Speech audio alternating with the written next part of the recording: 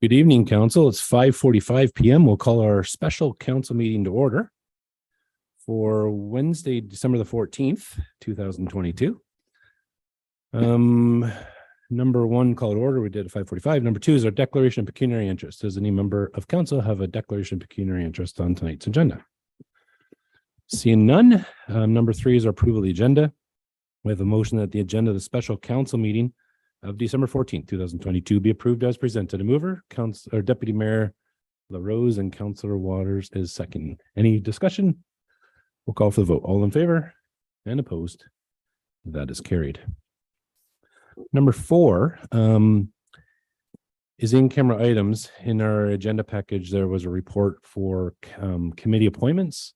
Does any member wish to go into closed session to discuss these?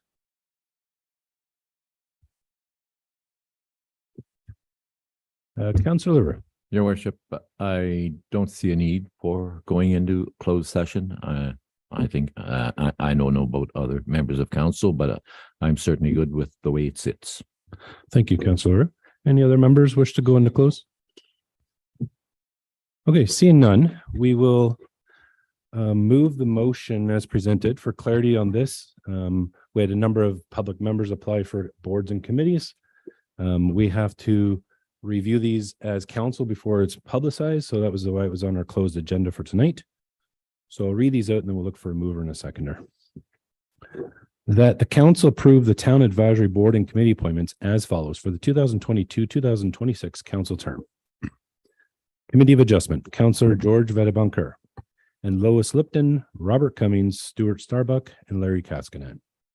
Community Wellbeing Committee, Councillor Benita DeRush and Beth Dubo, Don Rosman, Lisa Valley, Lindsay Duquette, Anita Dubo, Jenny LaRue, Linda Beausoleil, and Mary Brodeur. The Diversity, Equity, Inclusion Committee, Councillor Suzanne Marshaw and Kristen Tinney, Lindsay Cox, Sonia Asia McQuinn, Tamara Caldwell, Dongli Liu, Chantel Switzer, and Leanne Kindry. Economic Advisory Committee, Councillor Bill Waters and Andy Myers, Gabriella Chalkley, Dongli Liu, Stuart Starbuck, Sonia Asia McQuinn, Don Cooper, Stuart Spires.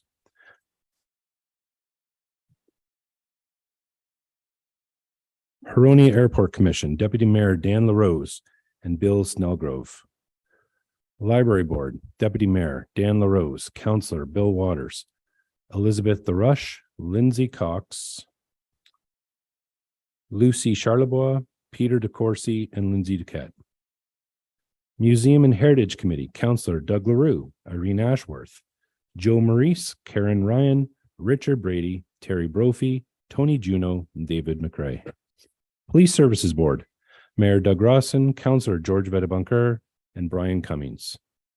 Trails Committee, Councillor Suzanne Marshaw, Karen Chaplin, Kristen Tinney, Mary Brodeur, Terry Brophy, Laura Spires. Transit Committee, Councillor Benita DeRush and Robert Cummings. Other community committee appointments, Pensacola Curling Club, Councillor Doug LaRue. The Economic Development Corporation of North Simcoe, Mayor Doug Rawson, and Severn Sound Environmental Association, Councillor Suzanne Marshaw. I'll look for a mover. Deputy Mayor LaRose and a seconder, Councillor Marshaw. Any further discussion? We'll call for the vote. All in favor? And opposed? And that is carried. And question period from the media and public. Seeing none, we'll look for an adjournment. We'll look for a mover, Councillor Waters, and seconded by Councillor DeRush. Call for the vote. All in favor and opposed, and that is carried. We're adjourned at 5:49. Thank you.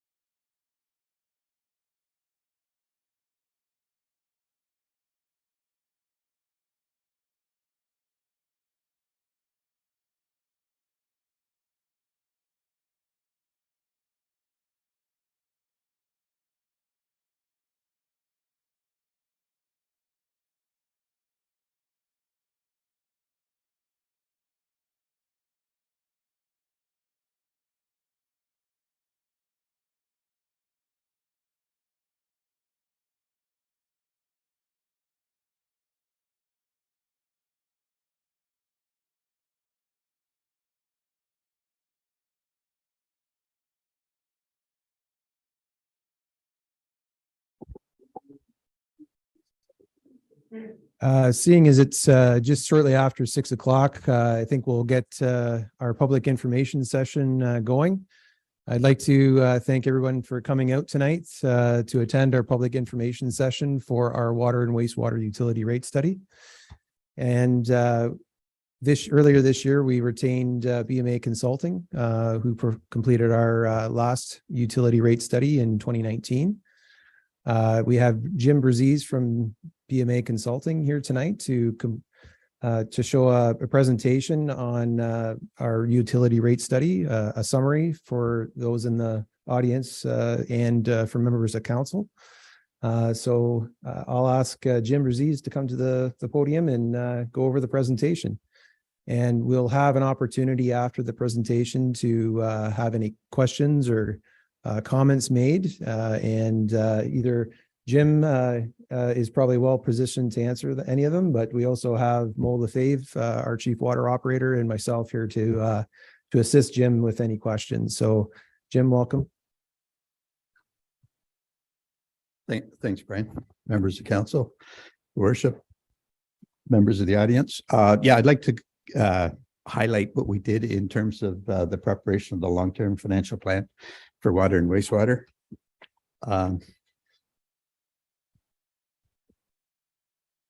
So the one thing is that the long-range financial plan is required by legislation under Regulation 45307.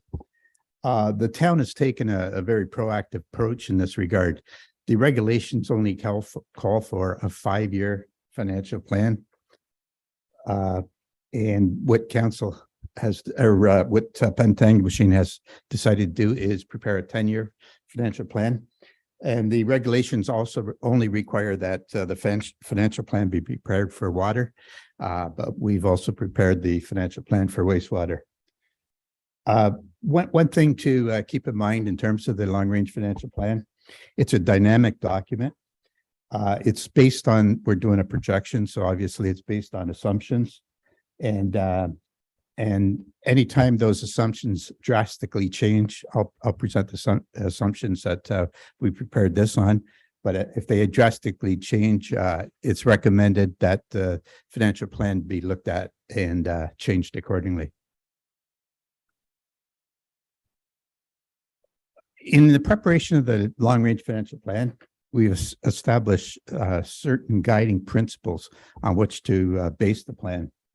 Those being to protect and maintain water and wastewater assets, make sure that we have sufficient funds to maintain replace the assets on a timely basis, to ensure a reasonable degree of stability and predictability in the rate burden, to have a fair sharing in the distribution of resources. In other words, the generation that uses the resources should be paying for the resources and not passed on to future generations.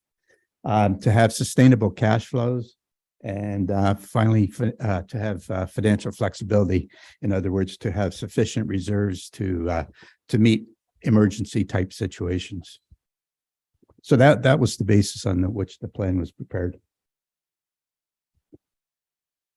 Just to give you an idea before we start in on the actual financial plan, is what we did is we undertook a survey of 17 basically surrounding municipalities and look at the charges that are currently in 2022 that were levied on the ratepayers. And you can see from this chart that if you look at the residential, we assumed in the residential sector that the consumer would be using 200 cubic meters a year. You can see from this chart that ratepayers in Penetanguishene are about 10% below the average survey average of these municipalities on the residential sector. And then when you look at the non-residential sector, the rates are also lower than average, and it ranges between 3.2% and 5.4%, again, depending on consumption.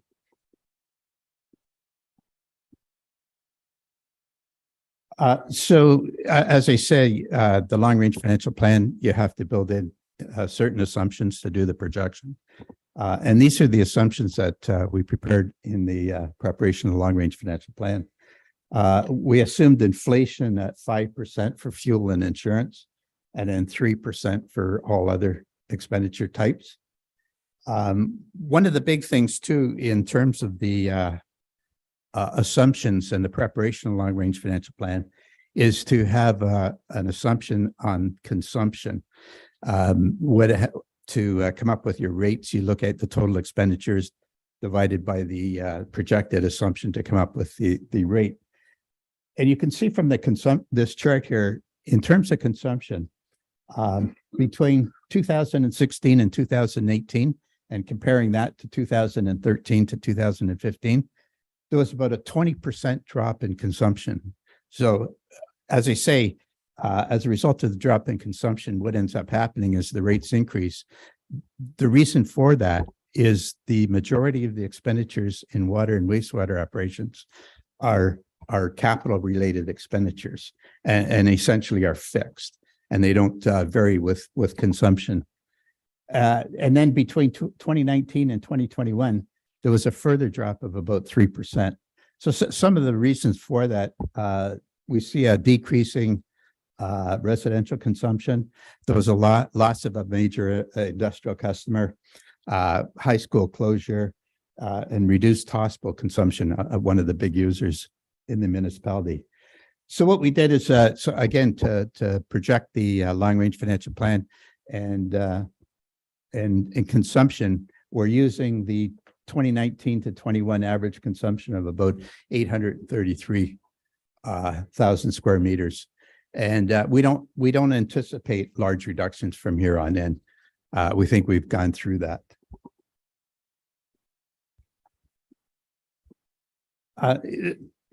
In terms of the rate structure, the American Water and Canadian Waterworks Association, they recognize there's no single rate structure approach. So we look at the rate structures. Actually, we have a survey of 100 different Ontario municipalities, and we compared rate structures in those 100 Ontario municipalities. And what we found is 90% of them have a two-part rate structure. In other words, a fixed component and a volumetric component. And that's similar to what you have here in Penetanguishene. So we're recommending that you continue on that type of rate structure. In terms of your rate structure, in terms of the fixed component, 20% of the expenditures are recovered from that fixed monthly charge. So what we did is we did some scenarios, and we looked at, well, what if we increase, because the majority of the costs are fixed, what if we increase that 20%? So when we looked at the scenarios in that regard, what we found is that if you increase the fixed, what it does, it drives up the residential rates. And we didn't think that that was a good idea, especially right now. So what we did, the forecast assumes that continuation of that 20% of the cost to be recovered from the fixed component. So no change in that regard. Reserves, as I say, one of the guiding principles is to make sure that you have sufficient financial flexibility. And one of the ways, of course, you do that is having sufficient reserves. Reserves are required. They provide rate stabilization. They provide financing for one-time expenditures. They make provisions for the replacement of your assets. And that's one of the keys here, that you want to make sure that you're contributing to reserves, that you have sufficient funds to replace the assets on a timely basis. They avoid spikes in funding requirements for large capital projects, because what you're doing is you're gradually contributing to the reserve for the ultimate replacement of those large capital projects.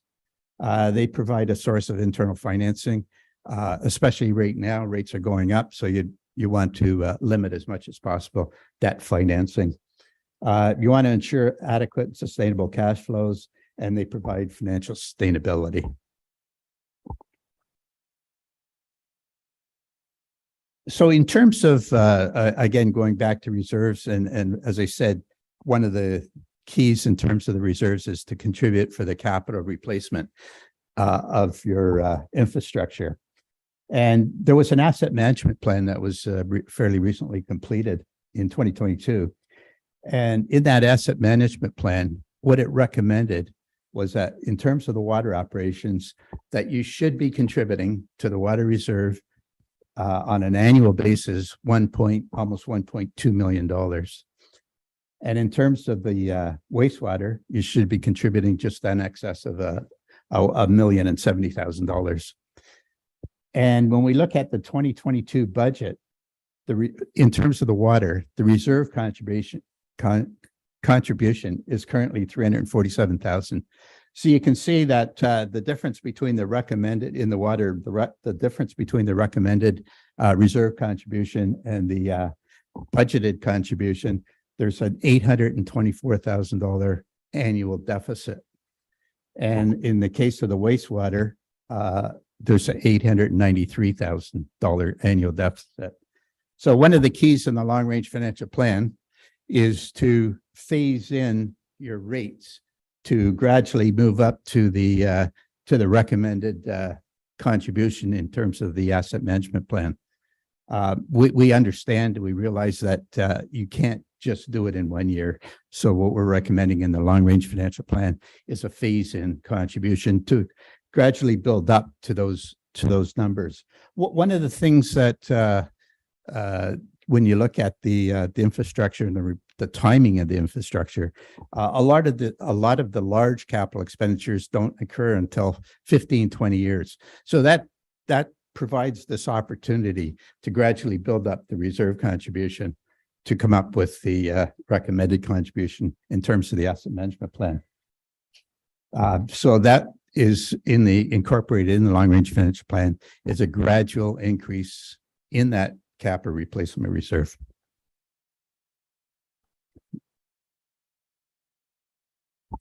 So this is looking at the long-range financial plan and the contribution to reserves. So if you look at the water operations, as I say, in terms of the asset management plan, the contribution should be almost $1.2 million, that blue line. And in terms of the long-range financial plan that we prepared, we have a gradual increase to come up with that blue line. We anticipate that would be met in about 14 years in terms of water. In terms of wastewater, we're projecting that coming up with the required contribution would take about 10 years. But as I say, the fortunate thing here is that a lot of the large capital expenditures don't occur until 15 years from here. So you do have that time to build up these reserves. Yeah, the capital contributions. In terms of debt, a leading practice is for financial flexibility is that debt charges for water and wastewater operations should range between 10 and 15% of own source revenues. In other words, the rate revenues that you're generating. In the long-range financial plan that we prepared, again, because of that gradual contribution and looking at your capital budget over the next 10 years, we anticipate that you won't need to issue debt over the next 10 years. And you can see the chart here. This is the debt charges as a percentage of own source revenues, the rates, in other words. And you can see right now, your debt charges are about 14% of all of the rates that you collect. And in the long-range financial plan, at the end of 10 years, that'll be below 10%.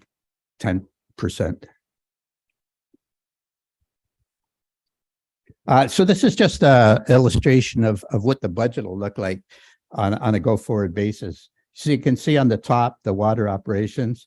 Right now, in terms of the total water operations, about 13% of that is going toward the capital replacement reserve.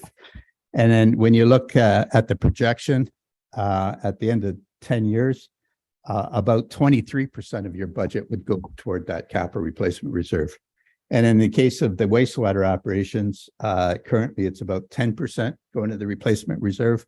And by 2031, about 25% of the total budget would go toward the replenishment of capital. Next. This is showing as a result of all of those changes and assumptions and increases to the capital reserve, this is what we're recommending in terms of the rates. So you can see in 2023, we're recommending a 6.8% increase, and that's a blended rate. And that 6.8% increase would carry on from 2023, 2024, and 2025. And then from 25 onward, we anticipate about a 5% increase in rates. So again, a couple of drivers there is we have to increase that contribution to capital. And secondly, that consumption has been declining, which has an impact on the rates. So just to summarize, the combined annual rate revenue requirement, as I say, is about 6.8% in 23 to 25, and then 5% thereafter. No new debt is required in the long-range financial plan. It does provide sufficient revenue stability, addresses the capital replacement requirements over the next 10 years. It maintains ratepayer affordability. As I say, when you're looking at the current rates in comparison to the other 17 municipalities we had on that chart, you're about 10% lower right now. And then it provides sufficient flexibility to respond to changing circumstances. We're gradually building reserves to meet that requirement. And that's the end of the presentation. I'd be happy to answer any questions.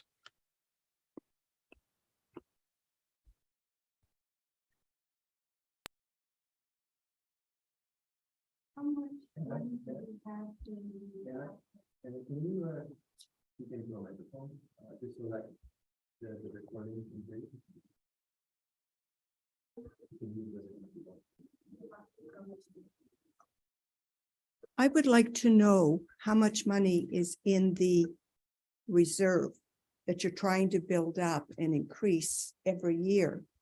Because I'm trying to figure out how you're going to do this if consumption is down. If I heard you correctly, I don't anticipate an increase because people are basically told, don't waste water.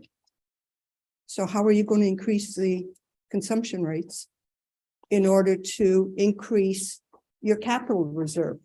Yeah, how we're going to be doing that. Yeah, in terms of the current reserve balances, I got my book down on my chair, but I think it's around $300,000 into the capital reserves right now, which thanks very much. Which is the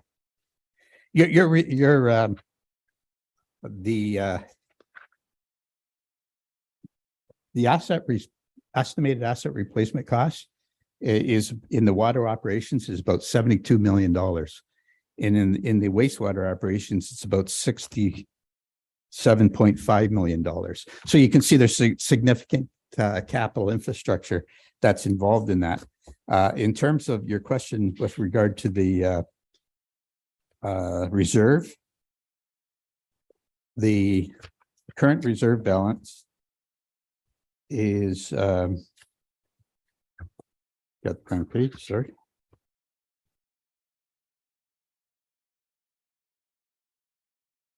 In terms of wastewater, there's actually the reserve is in a deficit situation currently of about $600,000. In terms of water, it's in a surplus position.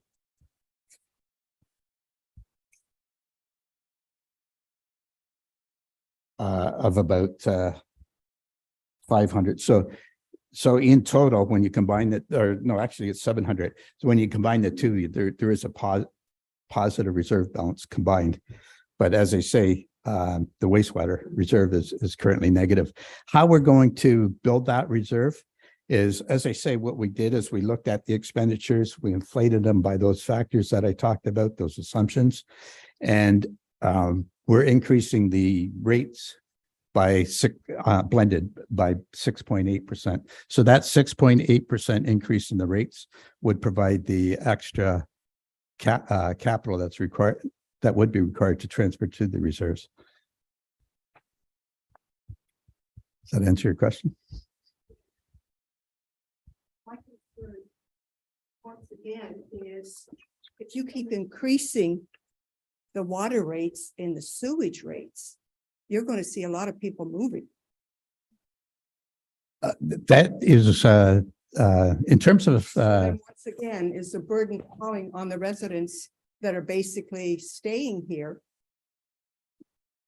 And with the 7% increase every year for the next to 3 build years. up the reserve, that to me is going to be very, very difficult.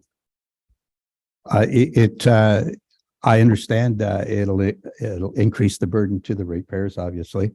With a couple of things, we did show that, the comparison to other municipalities on the residential sector, you're about 10% lower than the average. In terms of, one of the things we did look at as well is what we call ratepayer affordability. In terms of ratepayer affordability, what we do is we look at the average household income, and then we look at the average water and wastewater rate that a homeowner would pay. And when you do that ratio of what the rates are to the average household income, it works out to about 1.3% here in Plenitude, which is, if you look across Ontario, it's just slightly, actually slightly below the average. The average is about 1.4%. So that kind of is an illustration that our recommendations in terms of the rate increases are reasonable and affordable. Population. I mean, we have a small population compared to the people that you are actually comparing us to. So how is that going to work?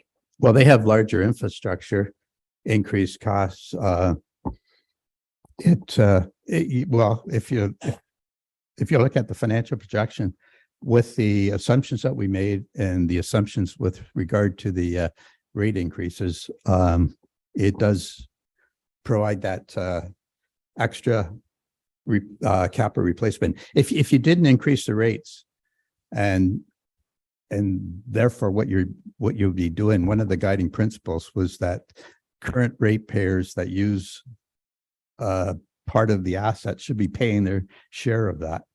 And by not increasing the rates and not building up the reserve, what you're doing is passing those costs on to future generations. I think would make them, and it would make the matter worse, because future. Increase rates for the people that basically, Use the service. yes, I could see using the service, but where's the, sorry, maybe I misunderstood. You were also going to increase according to income. Is that what you said? No, sorry. What I was doing was just trying to point out that there's the rate relationship between the rates and the income is about 1.3% of the of your income goes towards water and wastewater rates. When you look across Ontario, the average income that goes towards water and wastewater rates is about 1.4%. So you're within that range of reasonableness. Now, can you distinguish the difference between the fixed and the consumer usage? The what, sorry? You said we were basically Oh, the fixed. the fixed set rate, Yeah, so on the fixed set rate as compared to most of the population that's on the consumption rate. so right now, what you have is a two-part rate structure, as you say, and 20% of the revenues are generated from that fixed component. So if you raise that fixed component, what ends up happening is low volume users, which are basically residential users, their costs would increase. Right. So we're not recommending that you increase that fixed component. We're recommending that you keep it at 20% because we didn't want to impact residential ratepayers further. To clarify, Anna, it's just the volumetric, so the consumption-based portion of the bill that's raising. It's the fixed portion will remain at the same 20%. Correct, Jim? Do I have that? That's correct. The other thing too is having 80% of the revenues generated from the volumetric. It does provide, if residents can, it provides an opportunity for residents to save money by conserving water, because 80% of the cost of water is through that volumetric charge.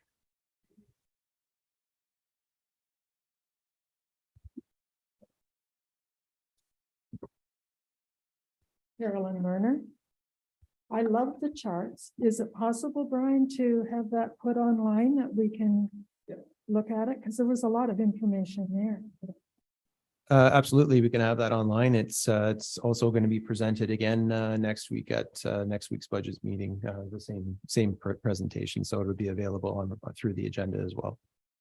Okay, thanks.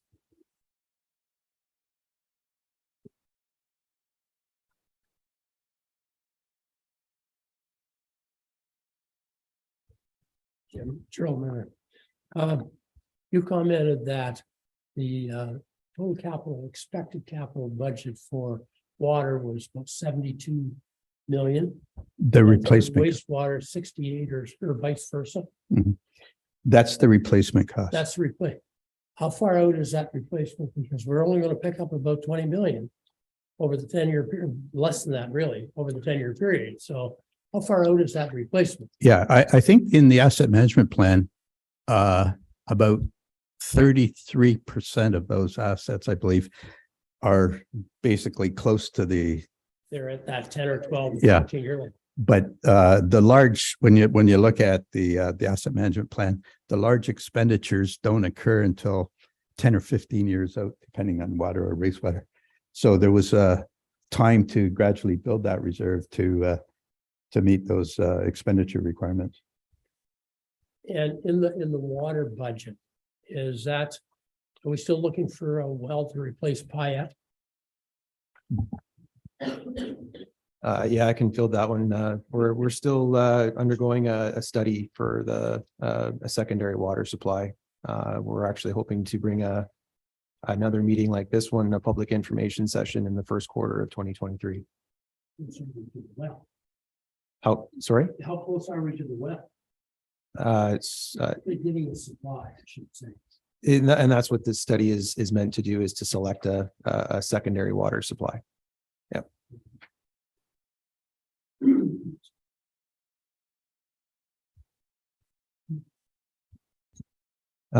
If there's no further questions, Jim will be here for the duration. We did have it for the next 30 minutes, but if you'd like to discuss or have any questions or comments with either Mo Lefebvre, myself, or Jim, you're welcome to.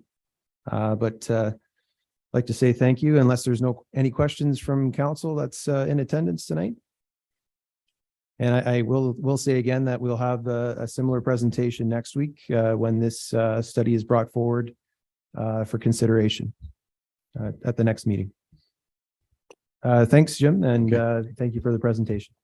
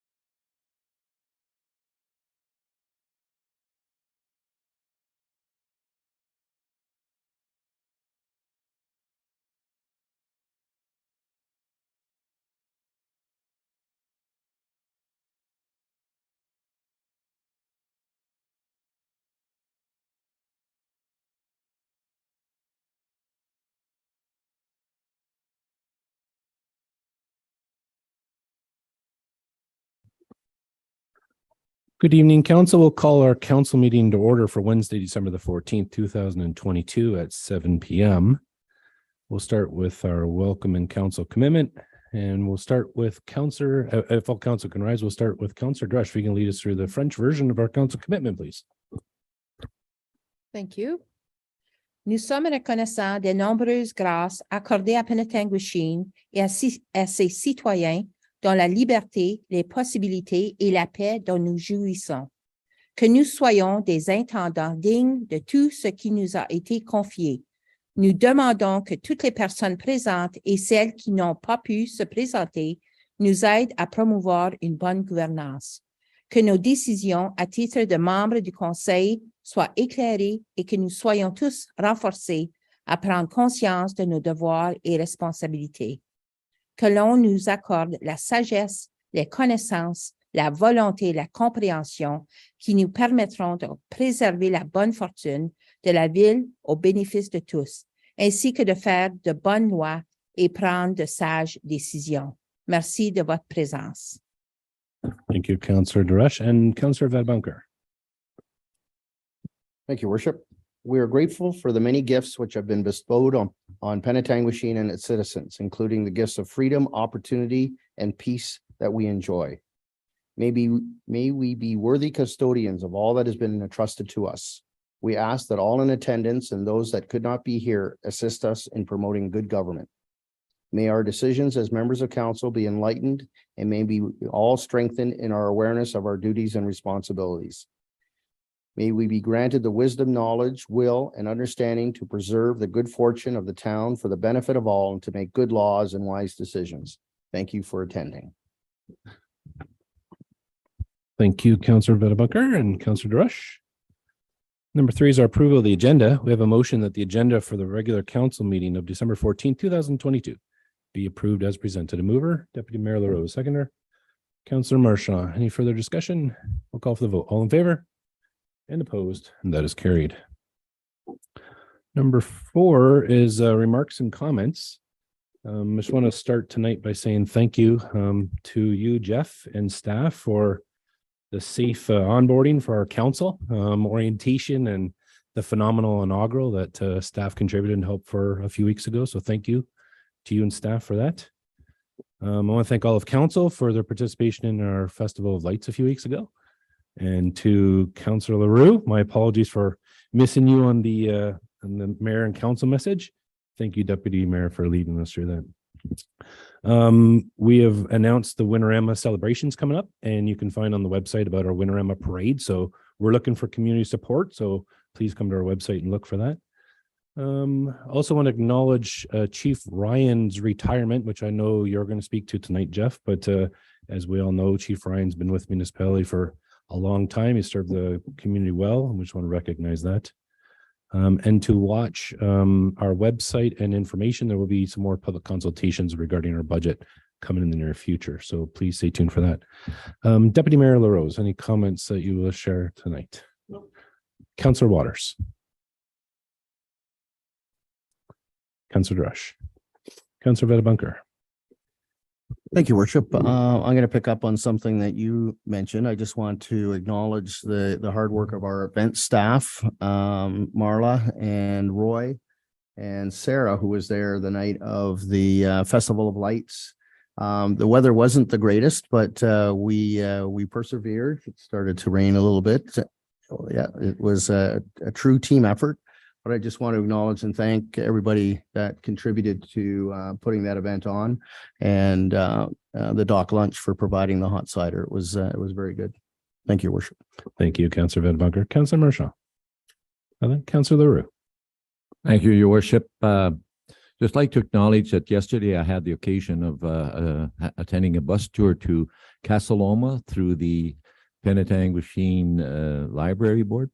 And if anyone ever has the chance or an occasion to visit Casa Loma, particularly at this time of the year, it is unbelievable. And it was a great pleasure that I was able to have a bus ride to Toronto through the Penetanguishene Public Library. Thank you, Councillor LaRue. CEO Jeff Lees, you have any comments and remarks to share? Thank you, Your Worship. I did have a couple. I'll start with some exciting news in that the town yesterday made a formal announcement internally to staff as well as to council that we have successfully hired and filled the director of HR position. So we have hired a lady by the name of Christine Heighton. It's a very exciting time for us as a municipality to fill this much needed vacancy. Christine comes to us with 25 plus years of private sector experience, predominantly in the manufacturing sector. She starts with us on January the 4th, Wednesday, and she will form part of our senior leadership team here in the municipality. So an exciting opportunity and a great transition as we will work to move payroll over from finance to our HR department. I'll move on to some not as exciting news as his worship has mentioned. Our Chief Paul Ryan is retiring. Paul is done with us effectively the end of the year, but he does have some time that he's taking over the next couple of weeks. So while everyone at the municipality is excited and thrilled for this opportunity and this new journey for Paul in his life, certainly he'll be missed greatly and immensely throughout the municipality and certainly in the emergency services world here in North Simcoe. Just a couple other final things. I want to commend senior team and filter that right down through our frontline staff. The budget is always a tremendous exercise that requires a lot of work. And certainly this year is no different. Senior team and right down to frontline staff have been busy preparing that amongst many other things this time of year. And last but not least, I just want to again commend our entire group of staff. This staff has over the last 6 years embarked on a 12 Days of Christmas program, and several of those kind of mini events, I'm going to call them, have impacts that reach out to the community. And there's two that I can think of for sure that are very touching to the community. One is an Adopt a Family program where every department adopts. As an organization, we adopt a family, but each department plays a role and participates in components of that family, whether it be children and or the parents. And the other one that today we just delivered some food to our local food bank here, and that was collected amongst residents as well as our staff. So a big kudos and appreciation to not only our community for participating in the food bank program, but also our staff for banding together and adopting a family at this time of year. So thank you, Your Worship, for that opportunity. Thank you, Elise. Moving on, number 5 is a declaration of pecuniary interest. I have two before me tonight, one from Councillor Marchand and myself for item 11B and 15A on the agenda in reference to the fees and charges bylaw. Do any other members have any declarations of pecuniary interest? Seeing none, if it presented at the time, please just let us know. Number 6 is our public meeting regarding a zoning bylaw amendment. There's a public meeting tonight under section 34 of the Planning Act to consider an application for zoning bylaw amendment to the town zoning bylaw 2000-02. The municipal address is 69 and 71 Polish Avenue Road. To council, the purpose of this public meeting is to provide an opportunity for the public to make comments. The purpose of this public meeting is not to engage in a debate regarding the merits of the application, nor is it intended to be a question and answer session. There is an opportunity under matters for consideration to ask questions to the public. This is your opportunity to speak, and we encourage you to do so. In accordance with the Planning Act, if a person does not make an oral submission at the public meeting or make a written submissions before the bylaws passed or an approval given, you will not be entitled to an appeal the decision to the Ontario Land Tribunal, and you may not be added as a party to a hearing on an appeal to the OLT unless, in the opinion of the OLT, there are reasonable grounds to do so. Our planner, Andrea Betty, I'm going to ask you to introduce the application, and if you can confirm notifications and any correspondences received, and if you can outline the proposal for us, please. Thank you very much. Good evening, Your Worship, members of council. As you've noted, this is an application for a zoning bylaw amendment. It is application file number ZA3 2022. It was submitted by Agent Grace Kidd, who is in attendance tonight on behalf of the owners, the Georgian Bay Native Women's Association. This is an amendment to the 2000 bylaw, which would allow for the existing single detached dwelling for conversion to allow for an accessory dwelling unit in the basement of that existing dwelling. The upper unit would be 3 bedrooms and the lower unit would be 2 bedrooms. There was a septic, well, and environmental reports completed as part of the application. And based on that information, notice of the complete application was given on November 7th, and of tonight's public meeting, it was given on November 23rd.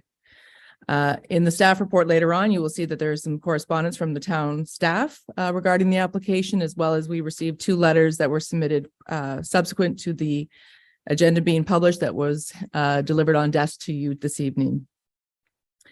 Just to note, the property is designated shoreline area in the town's official plan, as well as environmental protection. And under the bylaw, it is zoned shoreline residential 1. So with that, your worship, I would be happy to answer any questions.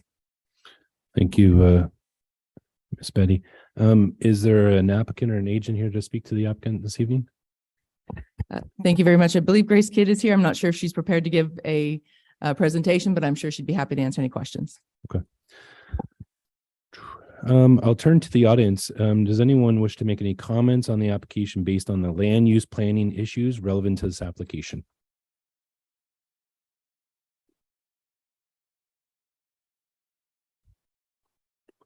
Okay. And I'll look to council. Many members of council, do you have any questions from the application as presented? See none, I'll thank everyone for your attendance and your participation for this public session. Council will consider this application results at a future meeting. Number 7 is our employee recognition. We have an employee recognition for years of service, and I believe we have a presentation, Ciolise.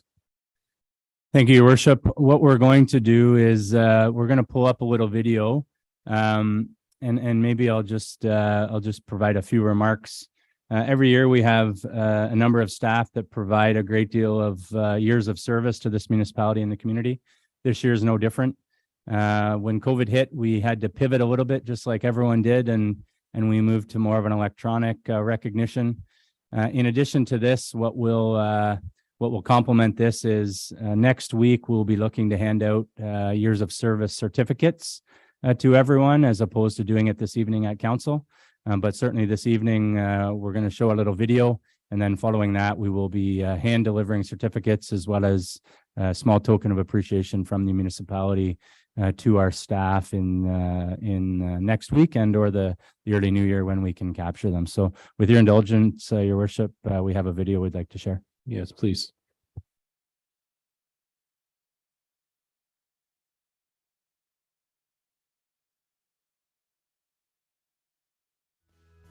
Hello, I'm Jeff Lees, Chief Administrative Officer for the Town of Penetanguishene.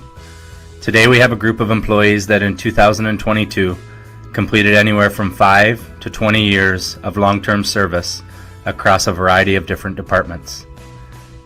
I'd like to take an opportunity to applaud the commitment, dedication, and contributions of these highlighted individuals who make the Town of Penetanguishene the outstanding community our residents know and love. Over the past 5 to 20 years, these staff members have shown coherence of values, practices, and knowledge of their job. They have set a clear example of what a great employee is, whether it's in the work they do in the offices, interacting in the front lines, solving problems for residents out in the field, or communicating with the public. These 12 members are truly 12 faces for our municipality that we could not go without. We have held the organizational values of accountability, transparent communication, teamwork, and cooperation since the beginning. Through feedback from their supervisors, co-workers, comments from residents, and my own observations, I know that they hold these values high. As a CAO, I can only hope that all new hires in the coming years learn from their dedication, values, and leadership. I know that each of these staff members have worked hard for this accomplishment, and we truly appreciate their dedication to our team. 140 years amongst 12 special employees is quite an accomplishment. The efforts of these staff, whether it be over the last 5, 10, 15, or 20 years, does not go unnoticed by our coworkers, residents, members of council, and myself. It is unbelievable how fast the years go by when you have an amazing group of staff. We appreciate your loyalty to us. The town of Penetanguishene and the community is lucky to have the dedication of these 12 members. So today, let us recognize and celebrate these employees and thank them for their long-serving and outstanding service to our community we all call home. On behalf of myself, members of council, and colleagues amongst staff, thank you for all that you do for the town of Penetanguishene.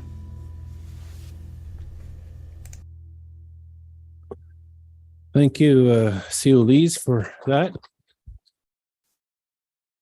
And I understand to you as well, Sarah, for compiling that. So thank you for that. And regardless of the milestone, I think everyone deserves a little extra credit for all you do. So thank you to everybody for your work. Number 8 is deputations and presentations. We do not have any before us this evening. Number 9 is our adoption minutes not already confirmed. We do have a couple. We have a motion that the following minutes of council meetings be confirmed and adopted as circulated. We have a council meeting of November the 9th, 2022, and special council of November 23rd, 2022. I'll look for a mover. Councillor Vadabonker, seconder. Deputy Mayor, any discussion on these items? Councillor DeRush. There's just one spelling error in the special counsel with my name. It's DeRushe and it should be DeRush. Okay, so thank you. That's duly noted. Any other corrections, revisions to these minutes as presented? Seeing none, we'll call for the vote. All in favor and opposed? That is carried. Thank you. Number 10 is our consent agenda. We don't have any before us this evening. 11A is matters for consideration. A is our zoning bylaw amendment regarding file number ZA 3-2022 for 69 and 71 Polish Avenue. The background to our public meeting, PL 2022-60, that this report be received for discussion and that staff be directed to prepare a report for a future meeting to address comments received at the public meeting. I'll look for a mover. Councillor Vadabonker, seconded by Councillor Marchand. Any discussion? Councillor Vadabonker. Just thank you, Worship. Just to note that we did receive those 2 letters on desk today that will be incorporated as part of the review of this application. Thank you. Thank you, Councillor Vadabonker. Any other further comments, questions? Seeing none, we'll call for the vote. All in favor and opposed? That is carried. 11B is fees and charges bylaw. There's been 2 declarations of pecuniary interest presented, one by myself and one by Councillor Marchand. I'm going to pass the chair to you, Deputy Mayor.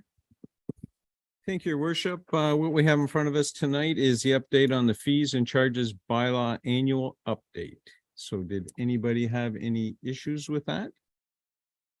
Seeing none, I'll call for a mover and a seconder. Moved by Councillor Vadaboncourt, seconded by Councillor Waters. Nobody else has nothing on it. We'll call for the vote. All in favor? And that is carried. So with that, we will move to number C. You can carry on, Your Worship. Thank you, Deputy Mayor.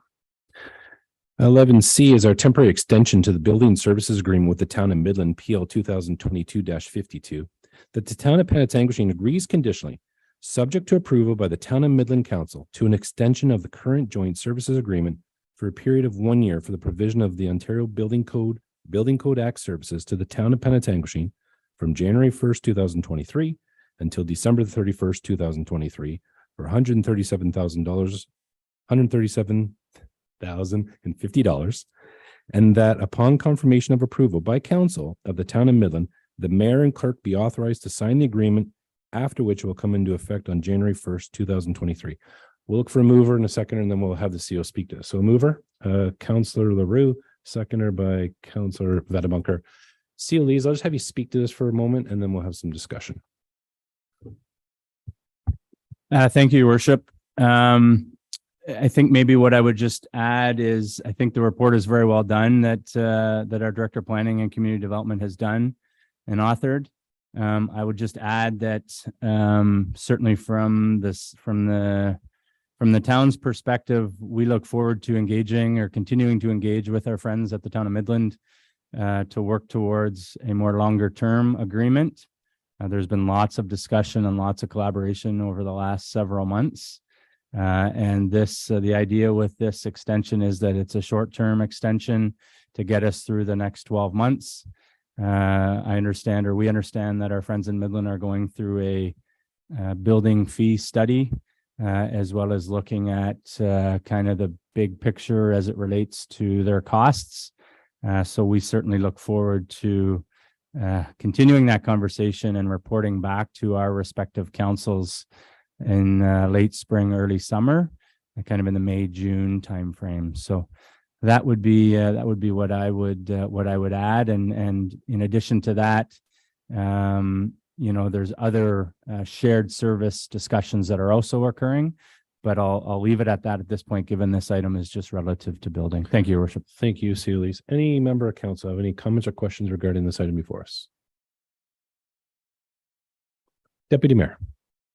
Thank you, Your Worship. I can appreciate all the work that goes into making this, but after we've had this agreement, I believe around 6-7 years, if I remember. So I have a bit of a problem with just extending it for 1 year. I think if we're going to be serious at this table, looking to share services with other municipalities, I think that's something that we should look forward on the big picture rather than just doing it piecemeal. So with that, Your Worship, I'd like to make an amendment to this recommendation. And it would read that the CAO and mayor work together with the town of Midland's CAO and mayor toward a long-term solution for fire, building, and other shared services. So that's your motion amendment, Deputy Mayor. Do you have a seconder on this amended motion? Councillor Vedabunker. Any other discussion on the motion as amended? Sorry. So for clarity, are we covered that if we don't have a renewed contract at this point, that we are covered for building services until we have this discussion and have a longer term contract in place? Councillor Marcia, my understanding from Deputy Mayor is the existing motion is presented and he's adding his motion onto that motion. So he's adding his piece to the motion. So if we accept this motion as it is presented tonight, we will have a contract in force in January if this council adopts it. That's what the Deputy Mayor's presented. And I'll just turn to the CEO just for clarity. Yeah, through Your Worship, that's how I interpreted the motion as well, which just further formalizes what I think I had shared, which is our goal is to get a longer term agreement put in place. Do any other members of council have any comments or questions regarding this motion? Madam Clerk, would you be so kind just to read the motion as amended, and then if there's no further comments or questions, we'll call for the vote. Certainly. That the town of Penetanguishene agrees conditionally subject to approval by the town of Midland Council to an extension of the current joint services agreement for a period of 1 year for the provision of Ontario Building Code / Building Code Act services to the town of Penetanguishene from January 1st, 2023 until December 31st, 2023 for $137,050. And that upon confirmation of the approval of council of the town of Midland, the mayor and the clerk be authorized to sign the agreement, after which it will come into effect on January 1st, 2023. And that the CAO and mayor work together with the town of Midland CAO and mayor toward a long-term solution for fire and building shared services in early 2023. Thank you, Madam Clerk. That's the motion as amended. Councillor Vedabunker. Thank you, Worship. I think Deputy Mayor LaRose also had a statement in there and any other services that may. Conversations were taken. Okay, thank you. I just didn't hear that in what the clerk repeated back to us. Okay, thank you. Does the motion as the clerk presented, what the mover and seconder of? Okay. Any other comments or questions about the motion as amended? We'll call for the vote. All in favor? And opposed? And that is carried. And Madam Clerk, so that's the motion as amended. Do we have to go back to the initial motion, or is that good as presented? That's fine to proceed. Thank you. Thank you. Thank you. We're moving on to 11D, 2023 insurance renewal, FIN 2022-33. that the insurance renewal proposal from BFL Canada be accepted for coverage from January 1st, 2023 to January the 1st, 2024, and that the 2023 budget shortfall be funded from the town's insurance reserve, and that council of the town of Penetanguishene introduce the, nope, sorry. Yeah, that's the motion. Rookie. We'll look for a mover. Deputy Mayor, seconder. Councillor Durush. Any comments or questions? Councillor Vedabunker.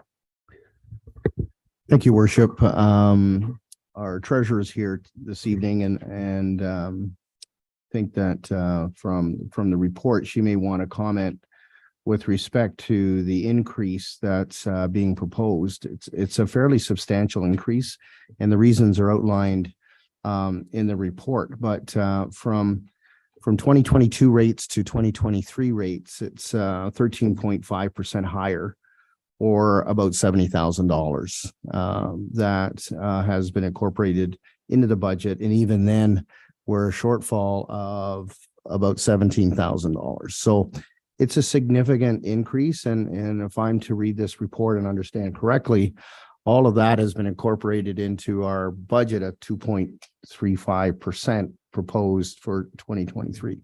So that's a significant amount to absorb in that. And I just want members of council to be aware of that and just to reflect on that as we start to go through our budget discussions, because it is a substantial amount of money given what we're trying to do in 2023. Thank you, Worship. Thank you, Councillor Vedabunker. Any further comments or questions regarding this item? Seeing none, we'll call for a vote. All in favor? And opposed? That is carried. Item E is a verbal update from myself. Our CEO, Lise, and I had a conversation tonight. We did our appointments to our committees and boards. During our election campaign, there was a lot of conversation within the community regarding our town dock and 51 Dunlop, what the future of that looks like.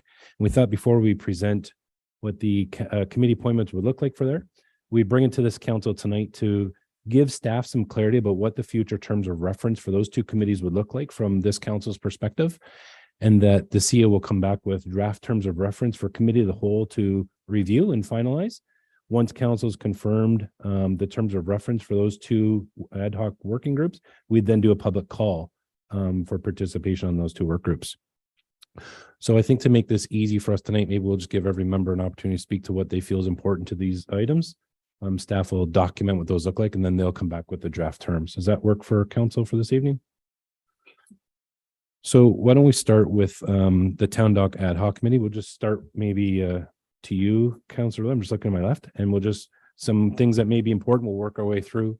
Staff will just take some notes, and then they're going to revise that existing terms of reference, and they'll come back at a subsequent meeting. Councillor Rick? Thank you, Your Worship. I do believe that one of the great concerns that the majority of ratepayers have is in the parking in regards to the dock area with our launching ramp, and then in particular now with our cruise ship, they further added parking spaces there. So I think it's parking is one of the main issues that has to be concerned. My other issue is the TIC, which is known as the Tourist Information Building. It's very aged and should actually be looking at some point in time, to my knowledge, demolition and possibly constructing a new one at the entrance to the town dock. And for me at the moment, I think that would be the main issues. Thank you, Councillor Rowe. Councillor Marshaw. Thank you. I think some things that I heard just from feedback and consultation as well. Accessibility is a key piece for me in terms of ensuring that all ages and demographics within our community are considered. I consider the dock lunch and access to that restaurant one of the most accessible restaurants in Penetanguishene. And I think that's important that we not lose sight of everybody's ability to utilize that space and how we use it. Certainly parking, that was certainly something that was mentioned on a number of occasions in different capacities. So not just weekends, but really during the week, and how it impacts our residents and those that we want to bring into Penetanguishene to really utilize our launch and spend money in our town and enjoy their time here. And how do we really ensure that we're keeping them here, not just to be on the water, but they're going to have dinner, they're grabbing groceries, those kind of things as well. So that's really important to me. I think the flow of how the town fits into the town dock, can we make people take the long way to get to the dock? But really it's about how we promote that. But accessibility is a huge piece. And really ensuring that we have the feedback from those who utilize those docks from a business perspective. There's certain individuals who have businesses that have several vessels there because they do a lot of work up the lakes and rely on that and rely on the fact that they can park and then go to and have access to bring equipment to the boats as well. So when we did look at those pieces and how we make sure that that we're keeping that into consideration as well from that perspective. So those are kind of some of the three key things for me. Thank you, Councillor Marshall. Councillor Vadabunker. Thank you, Worship. I'm busy scribbling notes here with your questions. So a couple of points have already been mentioned, so I won't repeat them. But one of the things, and I think Councillor Marshall mentioned this, is just the looking at the integration of public and private sector uses in the property. We have the private sector that's there with the dock lunch, and then we have the public, which is the town, in terms of our uses. And then you could also say that, the boat slips are kind of a business in their own. So just the integration of that. And then the other point I jotted down was just ensure that council has the information to make decisions. And I touched about this at our last meeting, is just in terms of the geotechnical report. So that we have a good geotechnical analysis. We have current survey information. We have engineering analysis. I know some of this work has already been done, but just to make sure that we have all the information that we need. And I'm particularly interested in the access to the town dock area. We have that long kind of roundabout, if I can call it a roundabout, an elongated roundabout, that whole access to the area. I'm particularly interested in that. So those were my quick notes that I jotted down from when you asked the question. Thank you. Thank you, Councillor Vadabunker. Councillor Waters. The one thing that concerns me, I guess, would be the tourist information building. Not so much that we need to replace it, but maybe move the tourist information. Typically in a town, tourist information is found at the entrance to town with the redesign of the Angels coming up and the land that the merchants in town purchased originally for a tourist information booth, that perhaps maybe it could be moved to that location. The existing tourist information building is kind of a pretty building, a little bit of heritage to it. Perhaps it could be reused for something different. And if additional building was going to be put there, perhaps it could be a reproduction of the train station that used to be there. That would be it. Thank you, Councillor Waters. Councillor DeRush.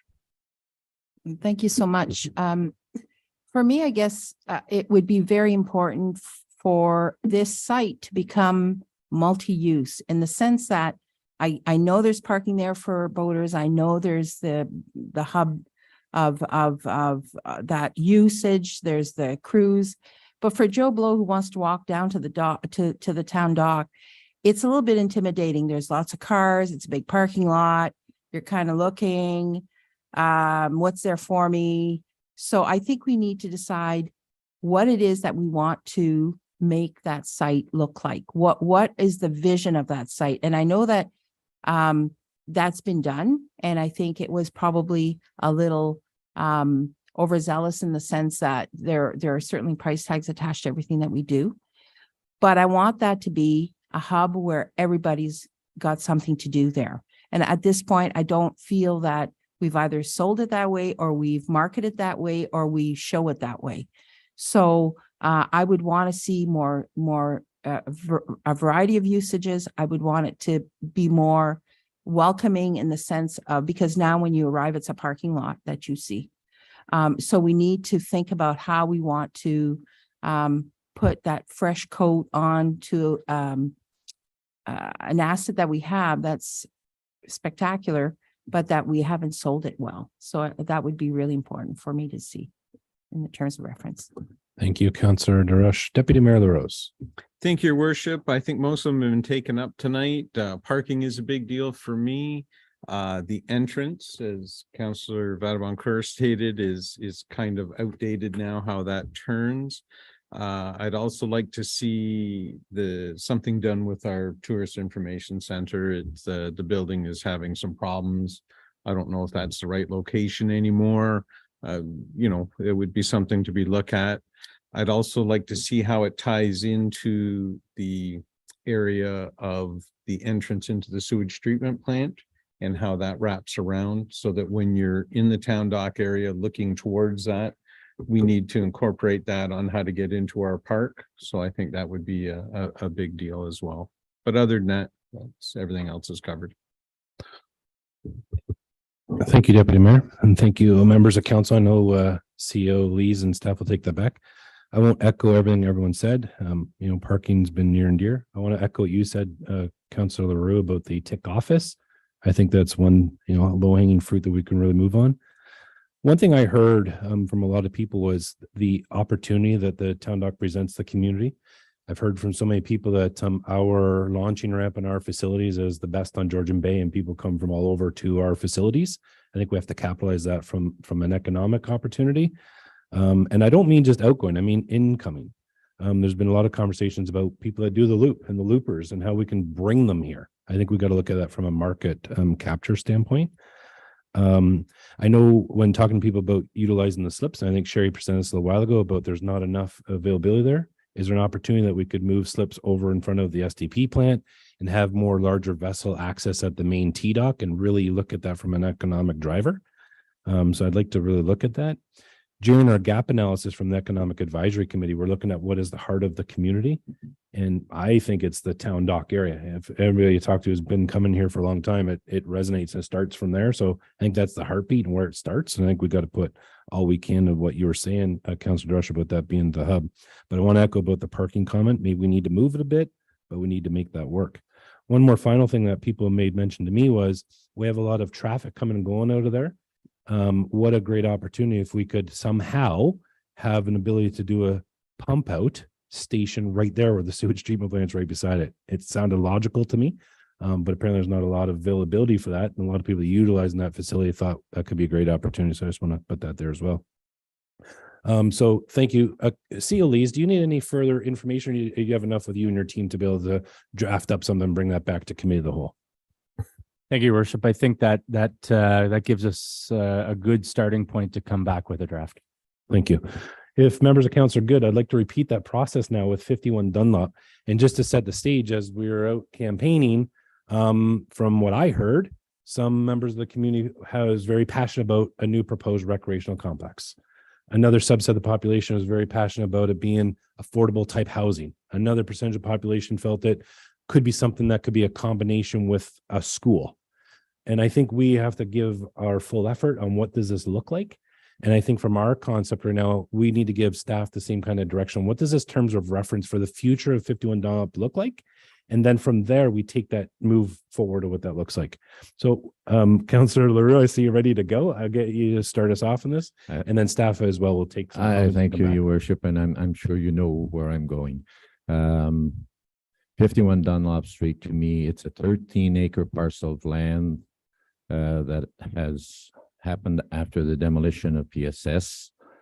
I had the opportunity of sitting for one full year on the committee that was looking at the construction of a new community center. And we know that from the reports received from our consultants that both our arena and our curling club are very aged buildings.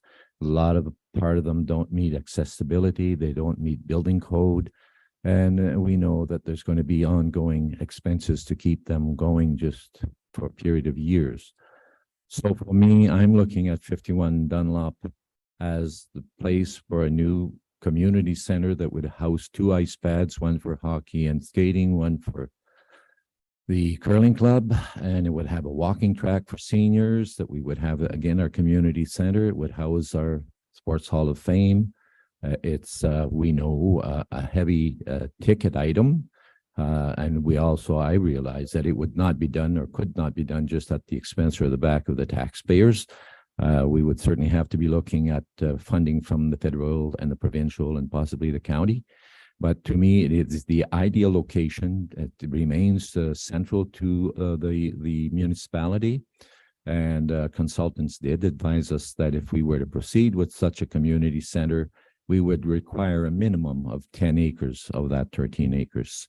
So for me, it's the location for a new community center that we probably will need in the very near future. Thank you, Councillor LaRue. Councillor Mershaw. Thank you, Your Worship. I think certainly what I heard, or lots of feedback that I received, was really about a community center for this community. Accessibility continues to be a theme that's really important to me and is important. I feel it should be important to this community. And ensuring that any decision we make is for every generation within this community, not just the youth and those growing up, but those who are here, who are remaining in place, but who want to be in a community where they can age in a healthy way in place. And I think that is through a community recreational center as well that has multiple uses. I would love to see a walking track in this community in an indoor facility. I think that is something that would be a great addition to it. I think there's a lot of really great models that exist in terms of community centers. I was just at a hockey tournament, because that's where I spend my lives most weekend, in Beamsville, and they have a single pad with a walking track, and their library is within that center. It's a really great concept. It had such a great community vibe. So, when we look at Innisfil, they partnered with the YMCA. I think there's a lot of really great, cool models that exist that integrate a variety of community and culture and activity that really services all of our demographics, all age groups within the community. So I think that's a really important aspect for me, that it is about recreation, but culture is such a big part of recreation. Movement in any aspects and form is important. Whether it's 2 pads or 1 pad, my heart isn't set on 1 or 2, but I think it is activities that we know are huge within this particular community, and that we continue to foster those. So for me, accessibility has to be a key point for this. I also feel strongly about affordable housing. I just don't feel that perhaps this location is where we would look at a project from an affordable housing perspective. But those are just my thoughts on a community rec center. Thank you, Councillor Mershaw. Councillor Vadabunker. Thank you, Worship. Some great ideas from the members of council to my left here. Again, I won't repeat them, but one of the things I think that should be included in the terms of reference is that we should be considering the input from the public. I know that there was a survey generated and there's been some input already provided. So I think that's something that the committee or the ad hoc committee should be looking at, is the public input on the various ideas that are out there.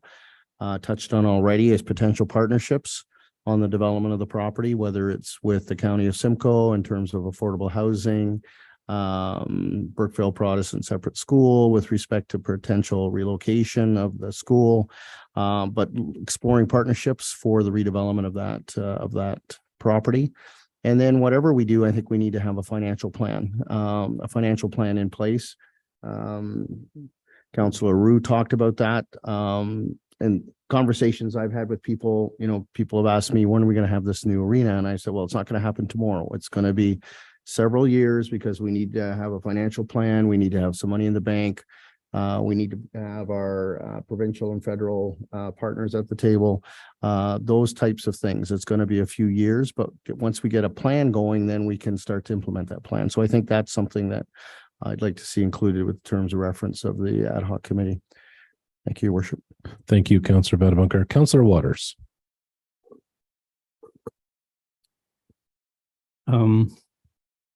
I like the idea of a new rec center. Raising the money for it doesn't concern me near as much as how we're going to pay for it after. I think we have to have some kind of partnership. I I know that Burkeville School wants to participate probably. And that's probably going to be a good thing for us. To raise money, I think we could probably do it if we run a 50-50 draw like the Royal Victoria Hospital does. And then we could have a town lottery, and that might help raise some funds, take some of the load off the taxpayer. I don't really think we should have affordable housing in there. I think it's going to be big enough. If the rec center and a potential school, I think there's enough land use there. But if Burkeville was to move up, we would have their land that could possibly be turned into affordable housing.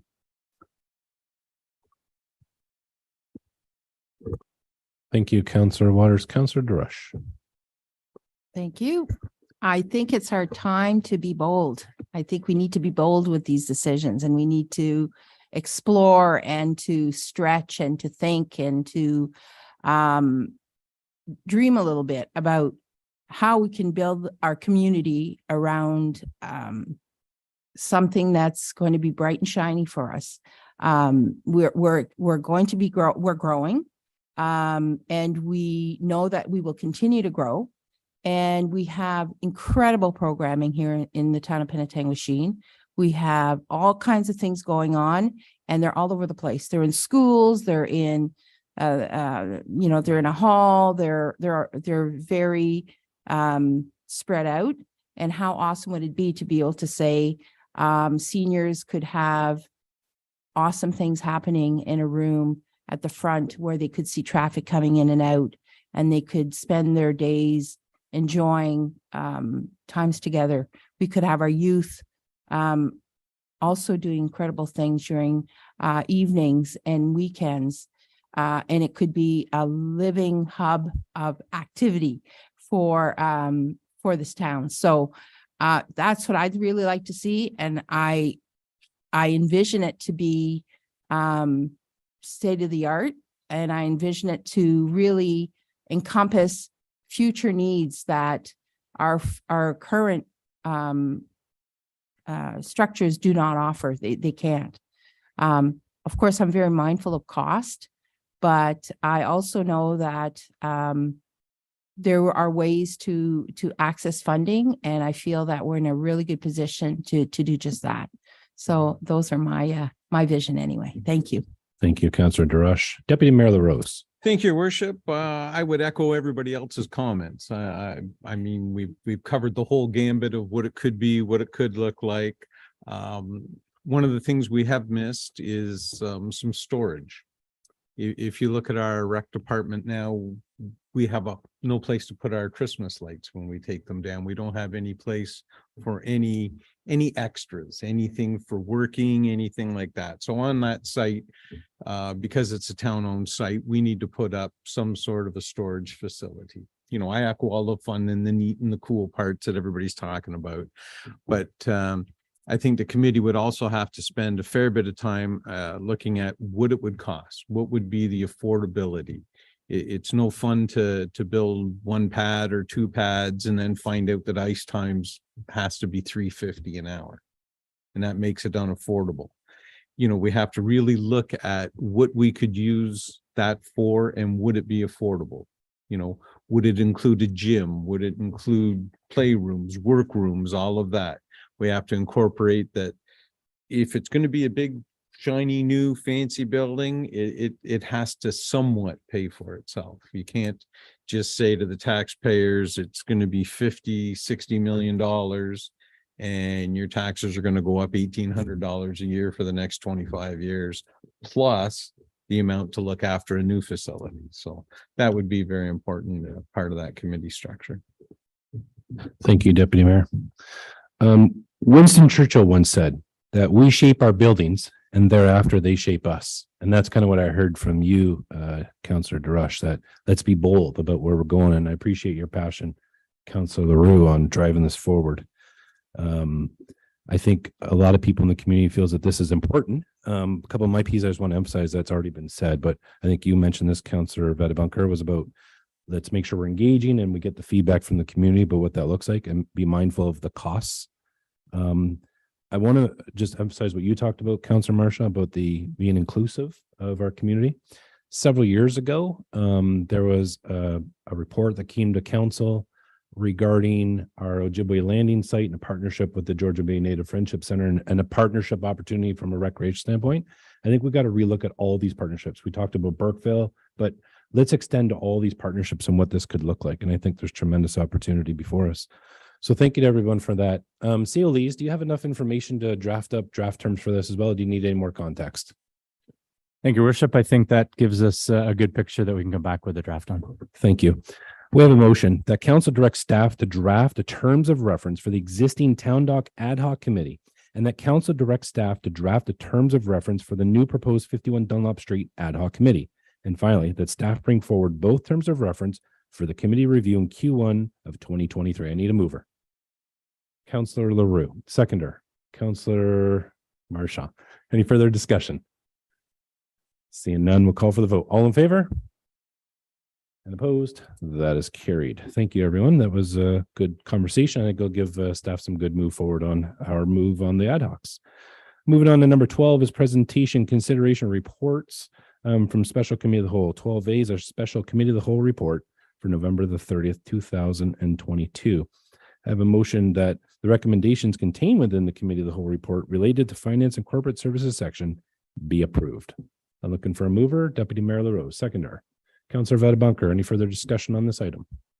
Seeing none, we'll call for the vote. All in favor? And opposed? That is carried. B is the Special Committee of the Whole report from December the 7th, 2022, that the recommendations contained within the Committee of the Whole report relating to Finance and Corporate Services section be approved. I'm looking for a mover. Deputy Mayor LaRose, a seconder. Councillor DeRush. Any further discussion? Madam Clerk. Sorry, Worship, I do see other sections in my minutes here but you know what? I think there was just the two Finance and Corporate Services for each one. There was nothing else addressed at either one of those meetings, right? Okay, I'm sorry. It's not showing up in my minutes that way. Thank you. No problem. So we're all good. We have a mover and a seconder. Any further discussion? Seeing none, we'll call for the vote. All in favor? And opposed? And that is carried. 13 is motions of which notice has previously been given. We have none. 14 is notice of motion. Any members of council have a notice of motion? Seeing none. 15 is our consideration bylaws. There is 2 declarations of pecuniary interest tonight. So we'll leave that to the end. We'll start with our first one, which is 2022-65, is a bylaw amendment to appoint municipal law enforcement officers for the town of Penetanguishene Seasonal Staff Public Works Department. 2022-66, being a bylaw to appoint an alternate member to the council of the county of Simcoe during the absence of the mayor or deputy mayor. In 2022-67, a bylaw to appoint Allied Universal Security Services Canada Limited at Waypoint Center for Mental Health Care, Penetanguishene as municipal law enforcement officers. And the council of the town of Penetanguishene introduced the following bylaws: 2022-65, 2022-66, 2022-67. And that the bylaws be read a first time, deemed to be read a second, a third time, and carried. I'll look for a mover. Deputy Mayor LaRose, seconder. Councillor Marchand. Any discussion on these items? We'll call for the vote. All in favor? And opposed? And those are carried. Deputy Mayor, I'm going to turn over the chair to you for the bylaw 2022-64, where myself and Councillor Marchand have declared a pecuniary interest. Thank you, Your Worship. Where are we then? So we have bylaw 2022-64 being a bylaw to establish and approve the fees and charges for the town of Penetanguishene. I'm looking for a mover and a seconder. We have Councillor Vadaboncourt and Councillor DeRush. Is there any discussion on this? Seeing none, I'll call for the vote. All in favor? And that is carried. Your Worship, or does that cover it all, Stace? Yeah, go. Thank you, Deputy Mayor. Moving on to 16 is our question period from the media and public. Do any members of the media public have any questions regarding anything on our agenda this evening? Sure can. I'll just ask you to go to the podium if you could, please. Thank you.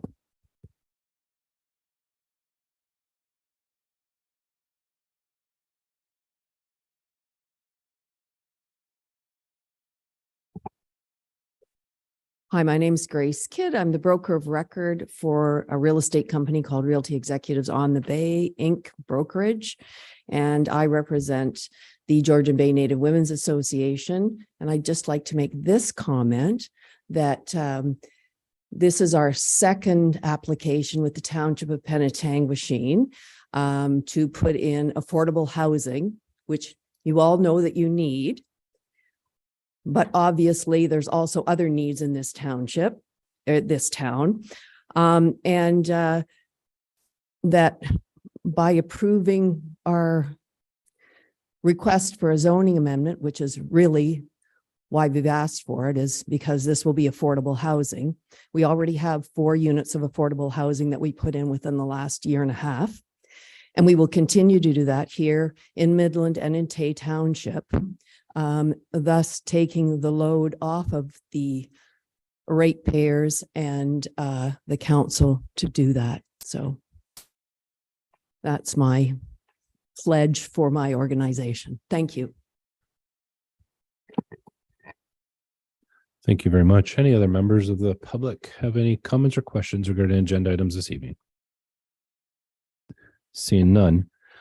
A new agenda item is our County of Simcoe update, and our deputy mayor is going to provide a succinct update as we proceed through this council term. Deputy Mayor. A succinct one. Well, there you go. What happened at the county? At the county yesterday, Mayor Rossin and I attended. It was our inaugural, so I can safely say now that we're all sworn in and up to date and everything's ready to go.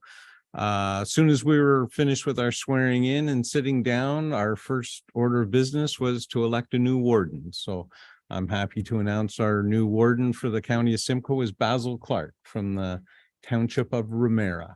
And Jennifer Coughlin is the deputy warden from Springwater. So it was nice that they were there. The day went well, and now we're back in ready for their budget, and we'll start that right after Christmas. Deputy Mayor, thank you. Do any members of council have any comments or questions for Deputy Mayor LaRose regarding County of Simcoe updates? Seeing none, thank you. Number 18 is announcements and inquiries. Any members of council have any announcements or inquiries? I have one. I'll address it to the CEO if I can. CEO Lees, we've had some comments and questions regarding further public consultations regarding the budget process with our public and our residents. I'm wondering if you're in a position where you can make notice and inform the community what that looks like.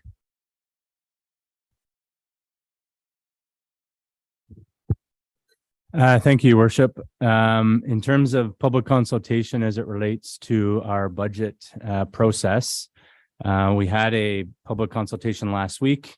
As council's aware and as the community is aware, we did get some feedback from the community at that public information session last Wednesday. We have heard some feedback that there may be an appetite to host additional consultations as it relates to budget. We have had some discussion internally, and subject to kind of the will of council, if I can say that, we're certainly in a position to entertain further consultation in the third week in January.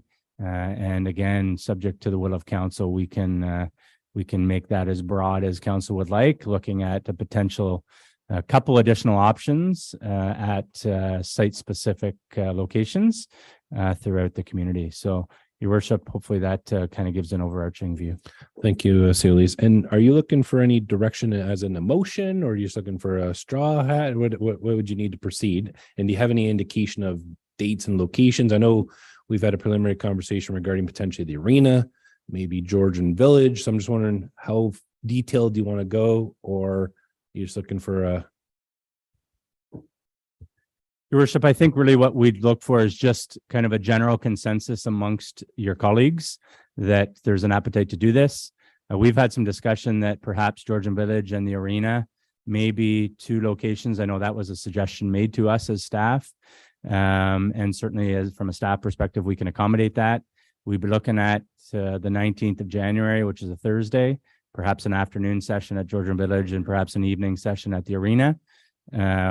Gives us lots of time to advertise. Gives us lots of time to get the message out there.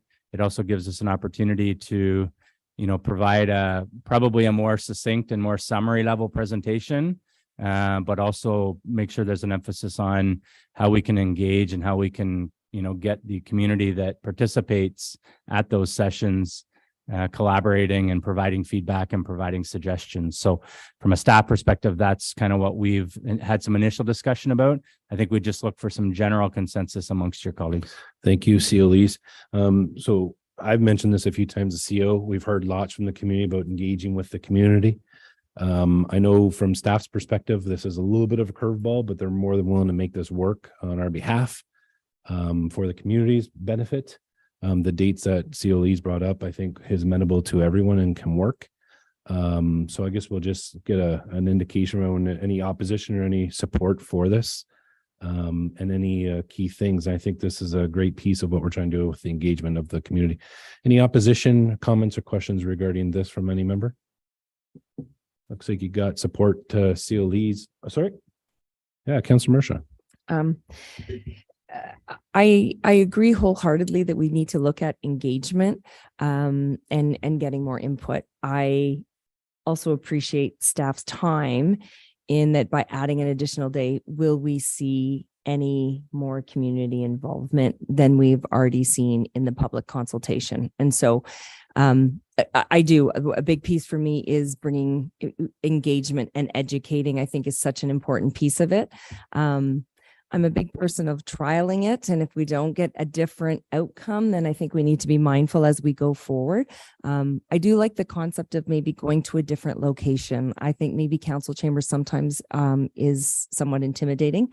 But I really want it, I would like to see it also be that engagement is part of that education piece so that people understand their taxes and the taxation and what it means for from a service perspective and different pieces. And so I'm just mindful that I really hope that we all are committed, that we will also promote this within the community so that we can really support to get the community there to be engaged and involved, that it's not just up to staff to advertise, but we have a duty as well as members of council to really encourage and get it out there that, we want to hear from you. We're talking about the budget and we have some accountability to that as well. So I would really love to see this be successful. And I do support we go forward. I'm just also mindful that that we all have a part to really encourage people to participate and get engaged. Thank you, Councillor Marsha. I do echo everything you said. And I know staff, one of the recommendations was each one of us are responsible for bringing 10 people. And I think that was the quote. So echo what you said. I totally agree. Any other members have any further comments, questions regarding this? COEs, are you good with that direction? Thank you. And we're going to move on to 19, our confirmation bylaw, 2022-68, that the confirmation bylaw 2022-68 be signed and sealed by the mayor and clerk. A mover? Deputy Mayor LaRose, seconder. Councillor Darush. Call for the vote. All in favor? And opposed? That is carried. And we'll adjourn at 8:03 p.m. We're looking for a mover. Councillor Rose, sorry, Deputy Mayor LaRose, my apologies. And seconded by Councillor Roux. And we'll call for the vote. All in favor? Opposed? That is carried. We'll take a 5-minute recess, then we'll convene our first committee of the whole meeting, and we'll pass the chairs to each of the section leaders. So 5 minutes, we'll resume at 8:08. Thank you.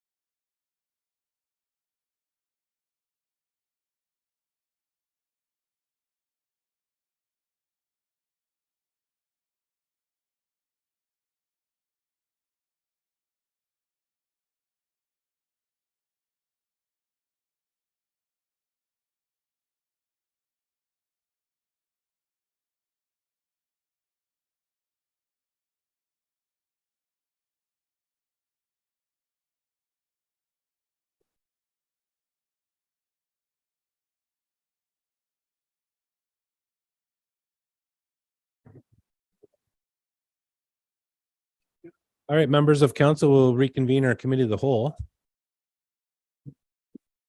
To get my gavel out. All right.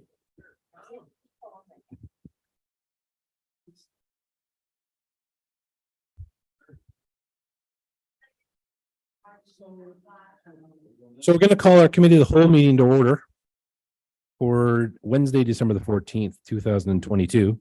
We're calling a meeting to order at 8:09 p.m. Number 2 is our approval of the agenda.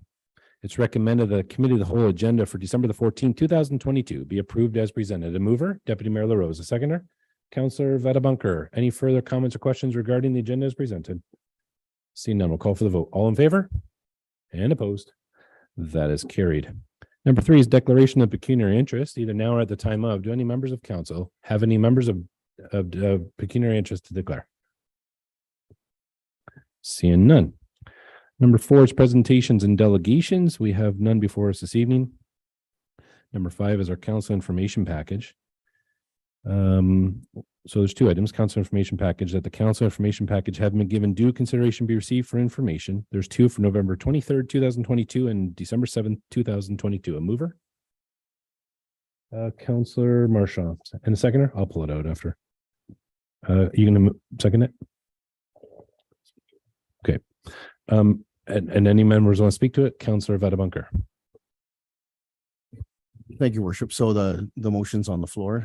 Okay, so just with respect to an item in council information package for November 23rd, there was a letter from residents at 56 Lorne Avenue dealing with a proposal for the installation of a sidewalk on Lord Avenue. I'd just like to pull that and have a separate discussion on that if we could. Sure can. Any other members have any items from the council information package they wish to further discuss? I as well will pull 3C out of the November 23rd regarding the Swift broadband internet. Any other members have any items? So we have a motion before us for the remaining items. We'll call for the vote on the remaining items. All in favor? And opposed? That is carried. Councillor Vadabunker. Thank you, Worship. Just on this correspondence, I had a brief conversation with the Director of Public Works, and what I'd like to do later in the agenda, if I could, is just add this to the referral list with a long date to be looked at as part of our capital program dealing with sidewalks. As I said, I had a brief conversation there. We do have a little bit of a program, not much of a program dealing with capital and new sidewalks, I should say. And I just like this particular request to be considered in the fullness of time. Thank you. Thank you, Councillor Vadabunker. 3C is the item regarding the Swift internet. I know while campaigning, there was several members of the community that mentioned to me no availability of internet access in the community at all. And I'm thinking down the end of Pine Grove and Gordon Drive, that whole section of the community, there was physically no internet. I know several members said they actually contacted Rogers. I know you're listening, Rogers. And they said it was up to $20,000 to have internet connected to their home. So when we talk about access to information and what that looks like, a lot of people are not connected. So I'm just wondering maybe if our CEO, Jeff Lees, if you could speak to this for our perspective. Have we got any data on what this looks like, and how could residents look at how they could access Swift, or how could we engage county and our partners on bringing this tool to our community? Thank you, Worship. I think probably what I can start by saying is that when you go on the Swift website, they have a map. I would encourage those, and we certainly will make a note to circulate the link to members of council. And certainly, if there's an opportunity to get that out to the community, we will as well. But the Swift map is a good tool to see where the projects sit in the queue in terms of whether they're approved, in progress, or somewhere in between. It's a little bit disheartening to see that aside from kind of a little pocket on the west, kind of northwest corner of town, on Champlain from Rob's Road to Beechcroft, aside from that little pocket, there isn't really a great great success story, if I can say that, for our residents in Penetanguishene. I think one thing that I might suggest is to engage our friends at the county. The county has a seat at that SWIFT table, as I understand it, and they're very involved in that project. I know the CAO is involved, and certainly in previous years, the warden has been very involved as well. I would suggest that's probably a good starting point to engage our friends at the county. They've kind of managed this on behalf of the county and on behalf of the lower tiers. It is disheartening, as I said. And they went through quite a process. They went through quite a feasibility study. They went through quite a public consultation to have people test what their internet looks like, what it doesn't look like. And from that, and I'm probably skipping 119 steps, but there was, they got to this end result, which is where they had kind of allocated the upgrades, if I can say that. So the short answer is I would suggest that perhaps we start with our friends at the county and see what that means for our community, perhaps in future with future phases, and if there's an opportunity there. Thank you, Celise. Do you need any a direction on this? Do you want this on a referral item? How can we move this? I just know it's near and dear to many members, and I want to make sure that we don't lose sight. So from your perspective, do you need anything from us right now, or do you want to take that away and do a little bit of your digging on your own? What I might suggest is maybe when it gets to FCS, if we can add it as an item on the referral list, and then we don't lose sight of it, and then we can take it from there. Thank you, Celise. A little bit of humor. You mentioned that it would be on our website, and I did say that when I was out campaigning, telling people they could access, and from the website, put an email. But if you can't get on the internet, you can't access the form anyway. So, just a little one. So we have these two items that we pulled. Brian. Just to add to the broadband access, I did notice that Bell isn't noted on the SWIFT letter that is on the package. But I do know this past summer that Bell Canada did extend fiber out Tay Point area to what is commonly referred to as the Polish subdivision. So Wozniak, Polish, MacArthur, Kahi. So that's another area that will soon have access to high speed. Thank you, Brian. Deputy Mayor. Thank you. Being one of those people past Beechcroft, we were hooked up by Bell 5. They came by my house month and a half ago or so, and it's a massive difference. So if they've run their cable down to the Polish subdivision, they will have very good connectivity soon. Awesome. Thank you, Deputy Mayor. So now you can get our newsletters via email. Any other members have any comments or questions regarding these two items? So Councillor Vatabankar removed one, I removed one. We'll look for a mover and seconder to add these, complete these off. You want to move them? Moved by Councillor Vatabankar, seconder. Deputy Mayor. Further conversation? Call for the vote. All in favor? And opposed? That is carried. Number 6A is our Planning and Community Development Services section. I'm going to turn the chair over to you, Chair Vatabankar. Thank you, Worship. So we'll begin with the consent agenda items. You'll see that we have committee adjustment to meeting minutes from September 26, 2022 and October 17, 2022. We have municipal law enforcement monthly activity report, November 2022. We have a memo dealing with award of contract for business process review of planning, building, bylaw, and facility management. Memo to committee of the whole dealing with site plan bylaw 2014-30 review referral project. And lastly, we have a memo to committee, an update on the case management conference held on December 7th, 2022 on appeals to zoning bylaw 2022-17. Do any members have any comments on any of the consent items? Yes, Councilor Roux. Thank you, Mr. Chair. And the MLEO, Municipal Law Enforcement, just like to report that how pleasing it is to see that we have our bylaw officers on patrol on an average of 5 hours per day, that they're doing road and foot patrol on the waterfront park. They're dealing with roadside debris and signs that are not complying with sign bylaw. And so I guess having 2 bylaw officers and new sets of eyes, a great improvement, and I highly am in favor of the work that they has been going on with our bylaw department, and they're to be commended. Thank you, Councillor Roux. Any other comments from members of council on the consent agenda items? Yes, Deputy Mayor LaRose. Thank you, Mr. Chair. I just wonder if I could get a brief explanation of A3. It doesn't strike me that I can remember that. So if our planner could give us a quick refresher for me, would be great. Thank you. I'll just ask our director to comment. Thank you. Thank you very much through you, Councillor Vadaboncourt, to Deputy Mayor LaRose. So this was a project that actually dates back a couple years. It was a project that was identified for when the town received the municipal modernization grant or under that program. So one of the applications that we made was to take a look at the service delivery or the processes, I guess, better word for it, of the planning function, the building function, the bylaw function, and then facilities management.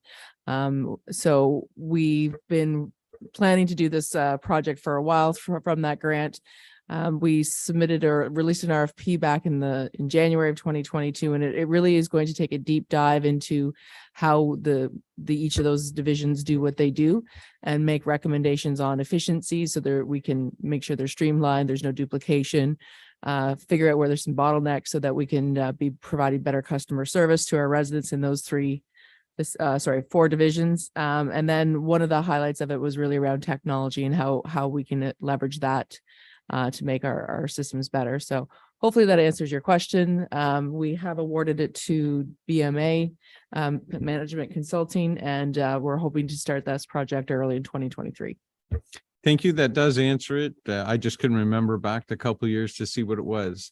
One quick question, if I could. Will that also include looking at partnerships? To follow up to Deputy Mayor LaRose, yes, it will. That was something that we did highlight with the consultant when we talked to them with our kickoff meeting. Thank you. Any other comments or questions on the consent items? So I've read the consent items. I'll read the motion that the following consent items having been given due consideration be received for information. We have a mover on that, Deputy Mayor LaRose, a seconder, Councillor DeRush. Any further comments? All those in favor? Any opposed? Seeing none, the motion's carried. So moving on then to the matters for consideration.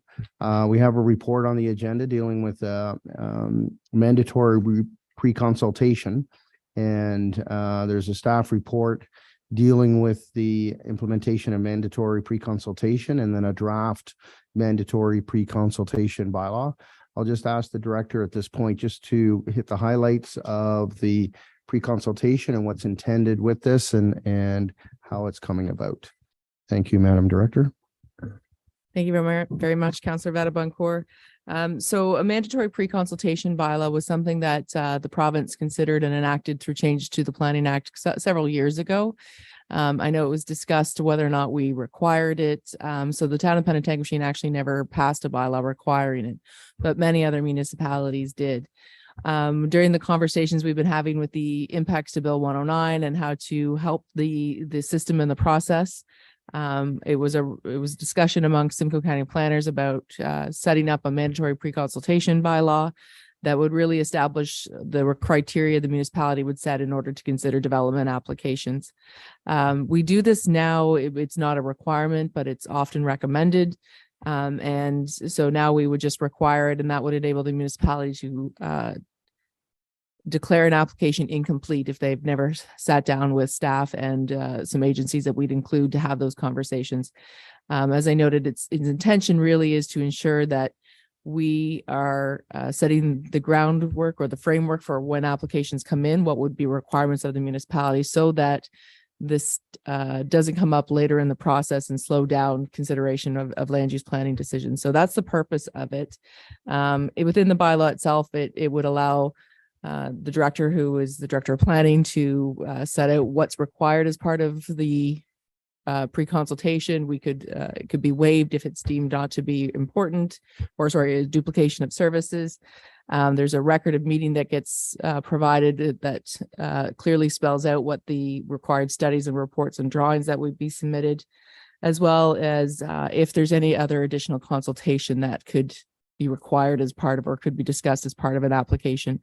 You may recall under Bill 23, a recent change was there's no requirement for public meetings anymore for plans of subdivisions.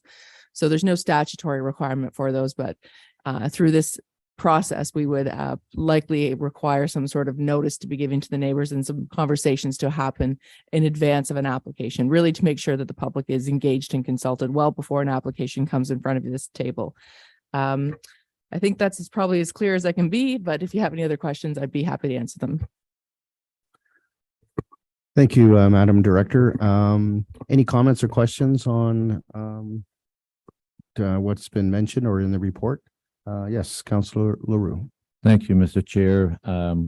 I think this pre-consultation is an excellent thing. It's certainly going to be in the end much easier and smoother for developers or individuals who are applying for, say, plan of subdivision or site plan or zoning amendments, and make it much easier in work time for our own planning department, our planner and staff.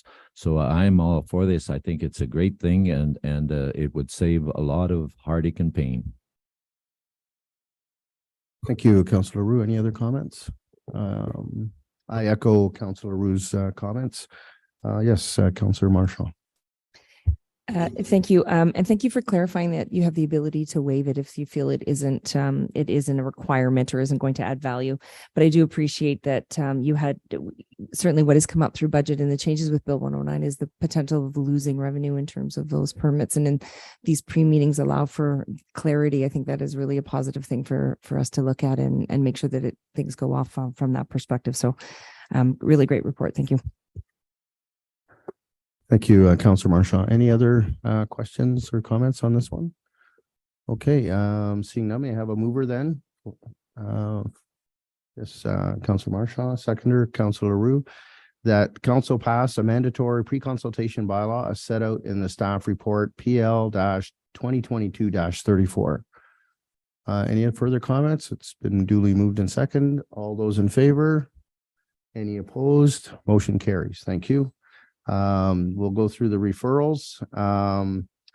We have 3 referrals, and I'll read the item that the Planning and Community Development Services section endorsed the following additional existing referrals, upcoming agendas and staff.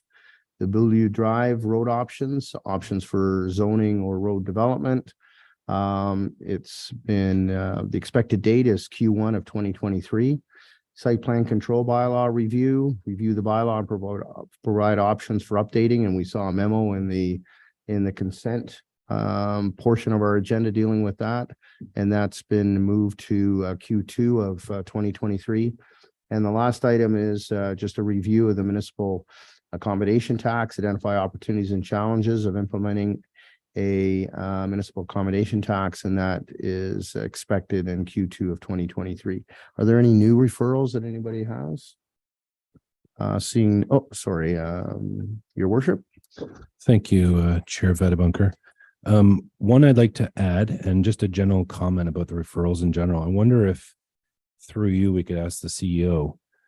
Some of these referrals on all of our sections tonight are from our previous term. I just wonder if we can possibly get an update from CEO and the director about the status and whether or not this council sees and deems that they're necessary to move forward with. And maybe we could look at that in January. A referral item I would like to add, and I'm looking at Q2, the later half of Q2 into Q3 of 2023. There's a lot of conversation in the community about vacant commercial property on our main street. And I'm wondering what tools are available in our toolbox from a commercial property standpoint, that any that are vacant, is there an applicable commercial property rebate that the landowner can apply for?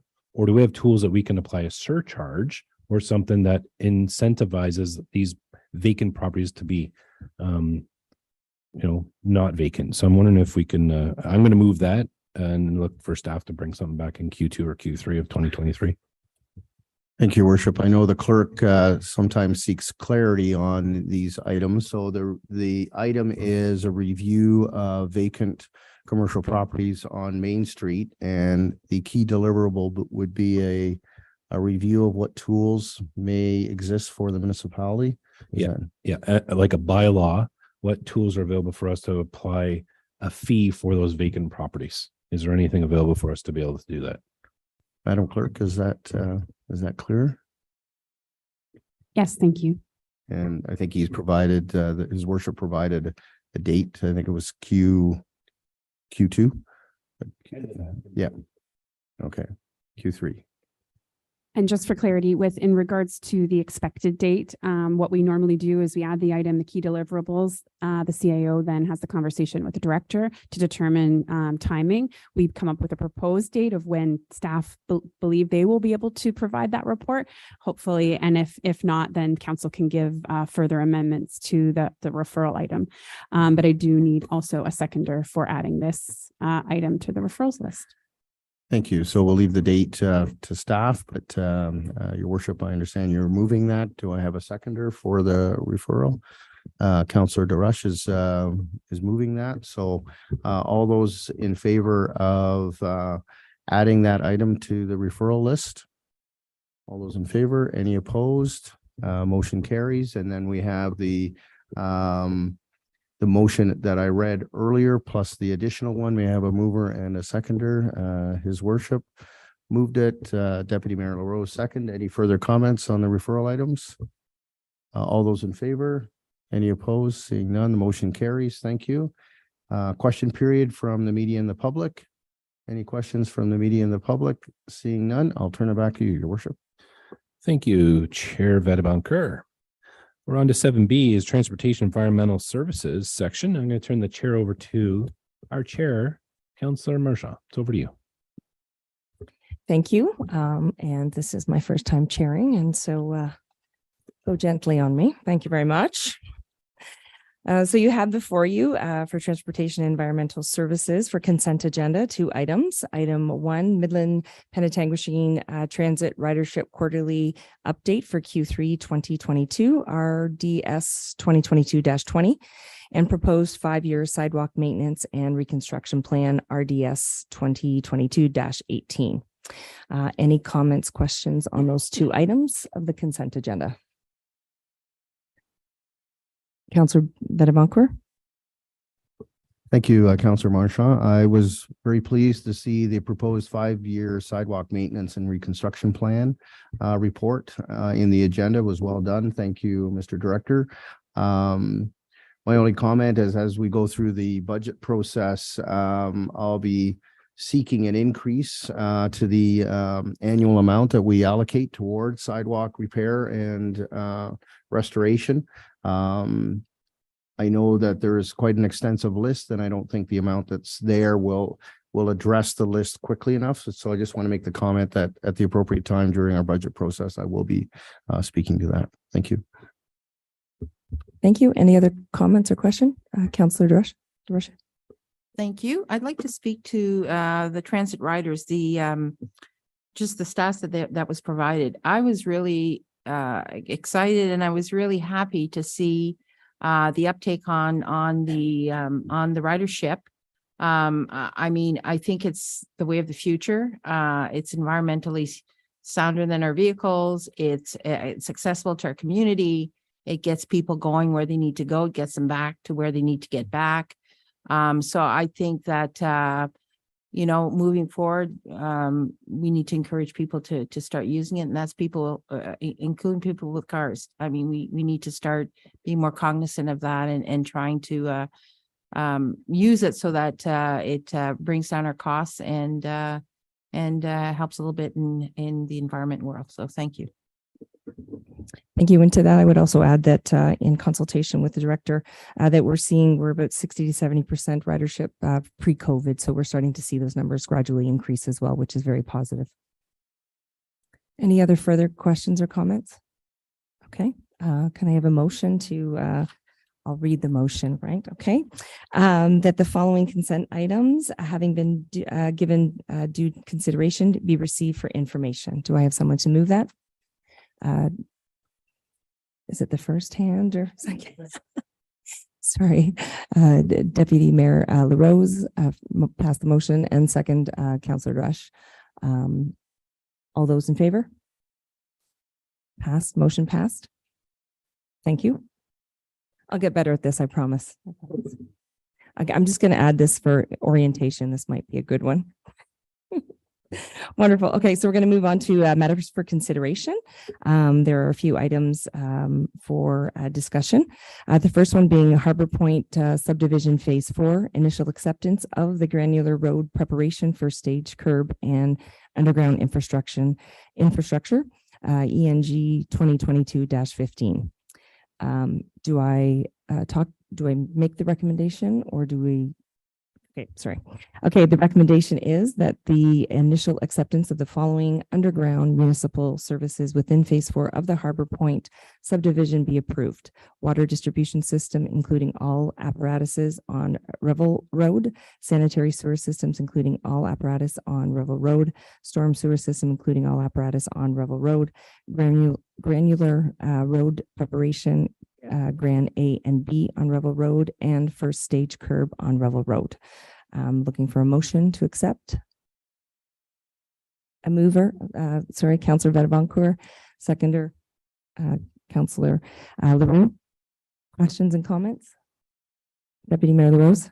Thank you, Madam Chair, and you're doing fine. Just relax. To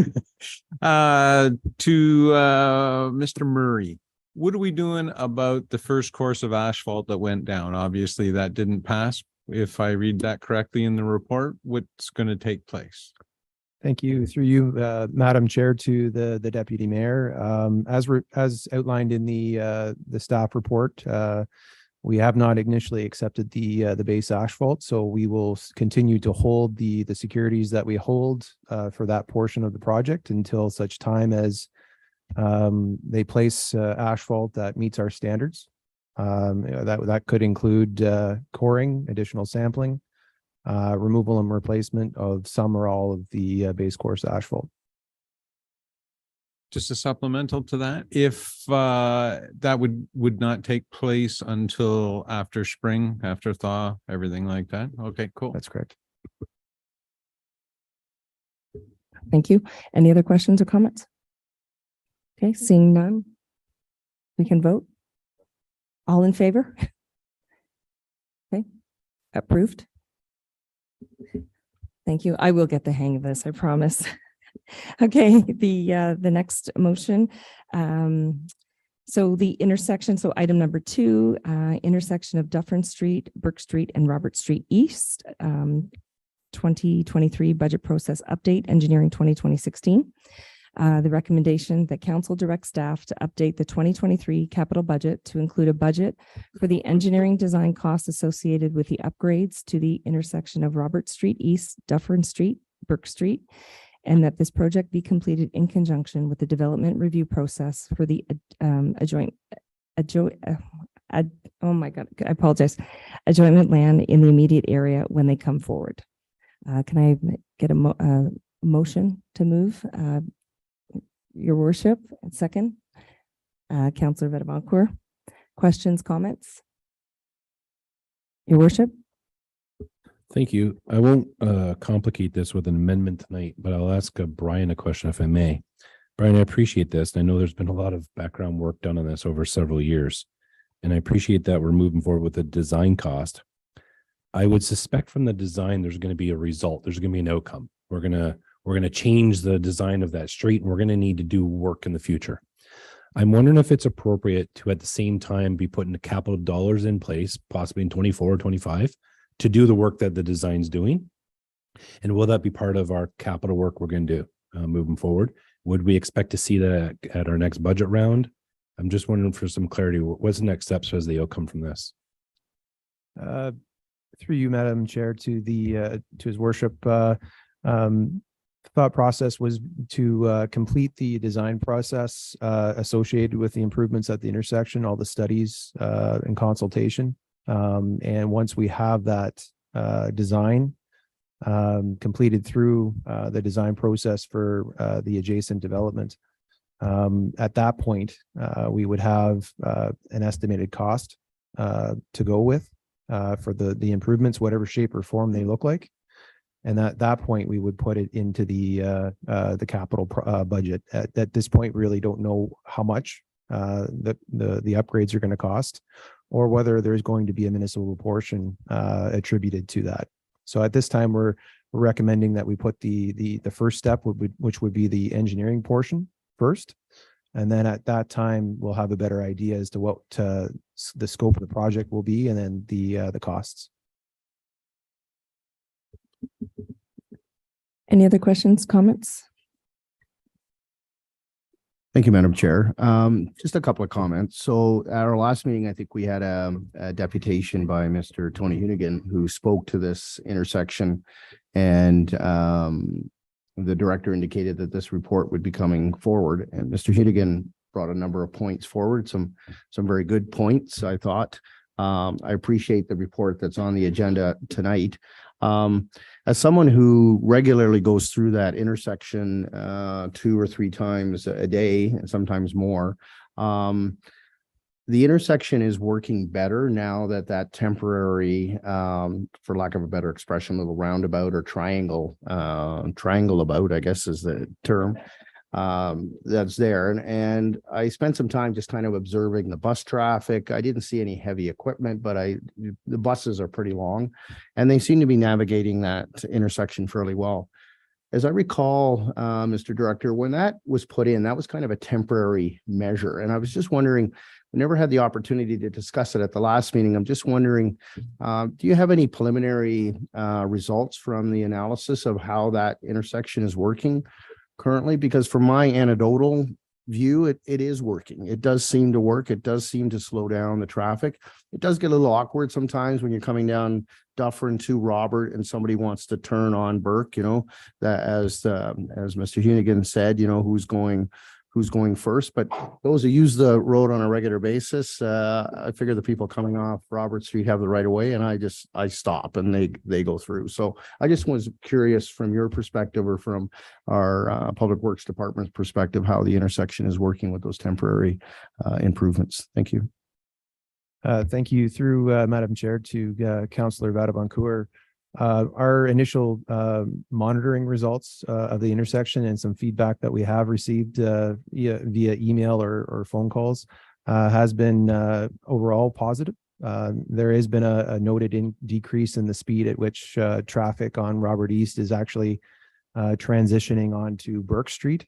They actually have to slow down and go around, which was a noted concern prior to the interim measures. So I would say overall, the feedback that we have received is positive. There has been noted changes that Mr. Huguenin has brought up, and we've offered to meet with Mr. Huguenin to go over that on site with him, and any changes that we need to make for larger truck traffic in the area. Then we're more than willing to do those upgrades to the interim measures until a long-term solution is found. Thank you. Thank you, Director. Any other questions or comments from council? Okay. All in favor? Okay. Motion passed. Next, item 3, pedestrian crossing review on Robert Street West, Scott Street and Owen Street intersection, 2023 budget process update, engineer ENG 2022-17. The recommendation is that council review the report for information, and that a report be presented to council in the summer of 2023 after monitoring the crossing for the last few months of the school year. Motion to approve. Deputy LaRose, second by your worship. Questions, comments with regards to this?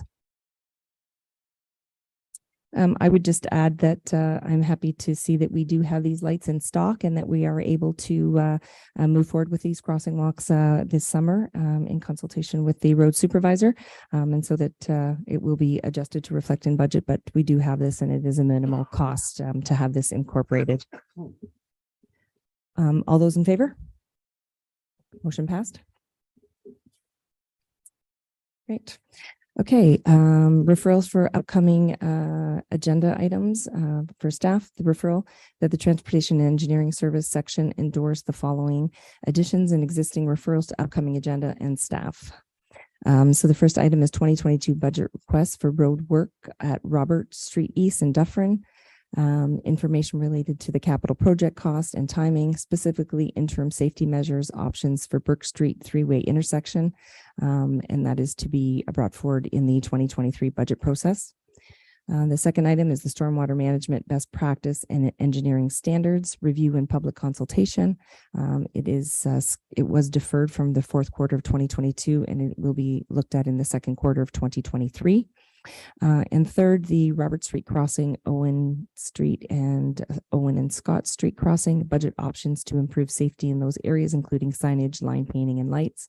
And again, this will be addressed in the 2023 budget process. Motion to accept. I do still need a motion to.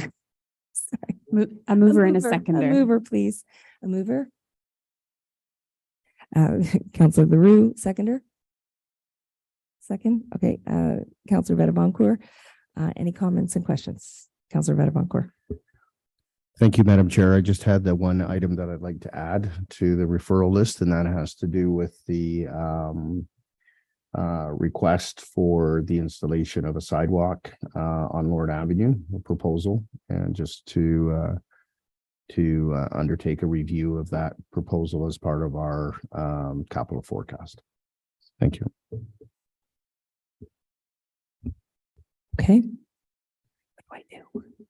Okay, thank you for your assistance. No problem. Thank you, Councillor Veta-Boncour. So that referral item would be regarding the installation of a sidewalk on Lawrence Street, or is it just to be something to be added to the budget process specifically? It's a proposal, and it's to review a proposal to install a sidewalk. So the options and the budget that would take based on the letter received from a member of the public. Okay. And then, Madam Chair, Councillor Veta-Boncour would require a seconder for this to be added as a referral item, and then voting on that for it to be added. Thank you. Do we have a seconder? Your worship? Comments or questions? All those in favor? Motion passed.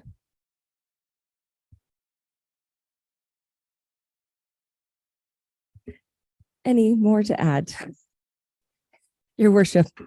Thank you. I would recommend the first referral item we can actually remove. This came forward to us tonight, and I would also say the third one came to us tonight. So I would argue those have been completed. So I would move those. I'd also like to add one.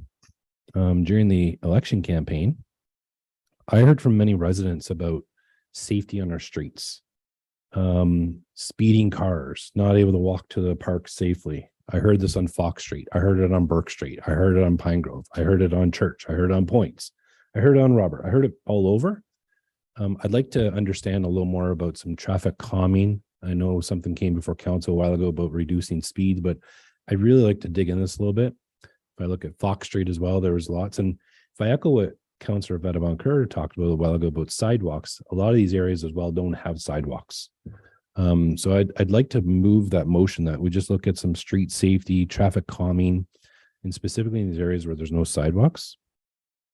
And this, I think from orientation, Jeff, I heard the Q1, Q2, Q3. I know that staff will bring that back, but I also heard you say, like, where's this in a priority lens? From my lens, this is a big priority. So that's my move on that one, to add that one. And then the other two, like I mentioned, I think we can remove because staff did the work. Yes, go ahead. Thank you, Madam Chair. So further to Mayor Rawson's request, I just want to confirm that the Director of Public Works has exactly what he needs to know. I do have regarding the traffic calming measures, street safety in areas where there are no sidewalks. I think perhaps our director might need more directions on specific streets, but it's I just wanted to make sure that he's aware of what you're looking for. No, I think, sorry, through Madam Chair to his worship, I think I have an understanding of what's being asked. So I think I can craft something from this. Yeah. Thank you. And as for removing the two items, there was minor budget implications, I believe. So I think that's why it is on there for the 2023 budget, but I'm not clear as to if it stays or if we do have to remove it.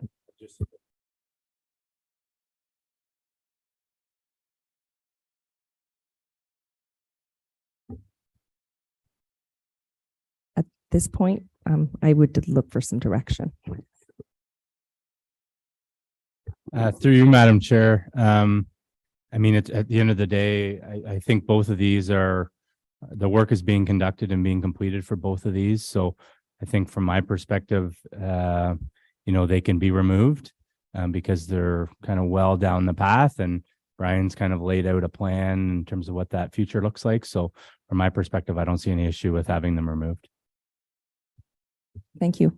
And so from that perspective, do we have to change any motions, or are we good to keep things as they are? Madam Chair, I understand this is it's messy. So it's okay. We're going to get it. It's no problem. So let's just first go back to Mayor Rossins, just so we can conceal that up. Mayor Rossins' request to add an item. He's moved that. We need a seconder, and then we can add that and carried. And then we can move the removal of those two items, mover, seconder, and carried, and we'll remove them. Thank you so much. So I'm looking for a seconder to the motion brought forward by your worship. Second by Deputy Mayor LaRose. All those in favor?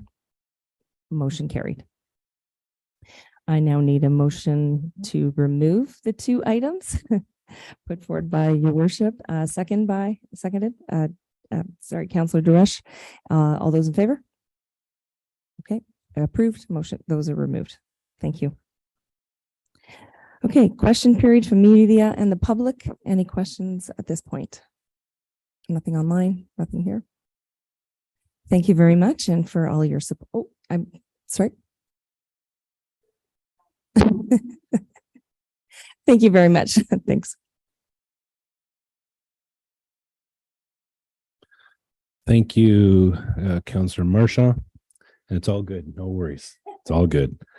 We're going to move on to section 8, which is section C, our recreation and community services section. I'm going to turn the chair over to Councillor Waters. Over to you. Thank you, Worship. And just so you know, if you want to laugh, that's okay. You can laugh at me. I don't care. First thing we have is consent agenda, and there will be 3 items in there. We have the public library minutes for May 30th, June 27th, and August 29th of 2022, the Penetanguishene Curling Club minutes from November 8th, 2022, and the Tourist Information Center summary from 2022. And I guess I just look for a mover on those. I'll be Deputy Mayor and Councillor Duresh. All in favor? And we got it going.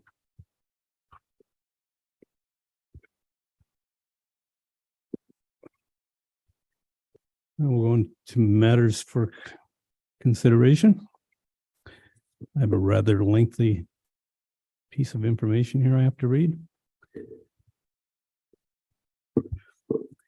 Town of Penetanguishene Land Acknowledgement, RSC 2022-27, recommended action. Whereas the town of Penetanguishene recognizes and seeks to raise awareness about residential schools in Canada and abuse of Indigenous children at the hands of churches and government, its ongoing impact, and to honor the victims and experiences of First Nations, Métis, and Inuit people. And whereas the town of Penetanguishene has recognized September 30th as a day of mourning, and whereas the town of Penetanguishene is committed to learning about embracing local Indigenous cultures while building meaningful relationships with all Indigenous people, be it resolved that the following statement become the town of Penetanguishene's official land acknowledgement. Penetang respectfully acknowledges that we are on the traditional and treaty territory of the Shinnebec people and their ancestors, now known as the Williams Treaties First Nations territory.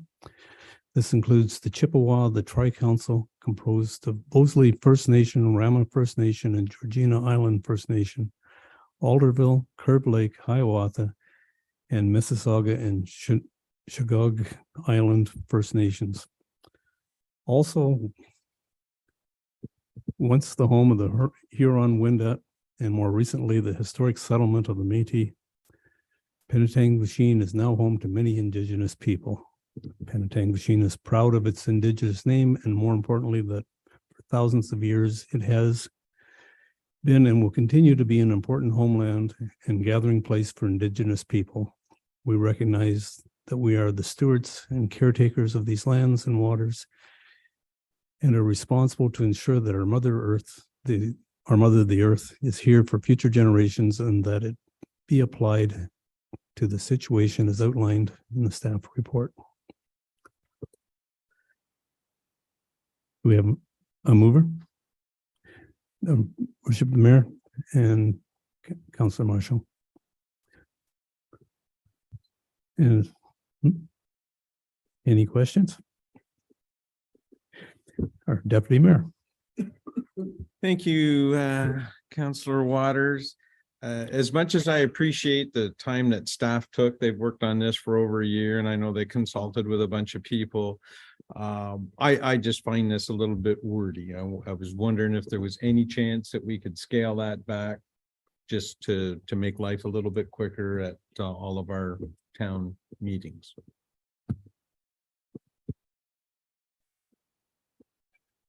Do we need a mover? We have one? So, okay.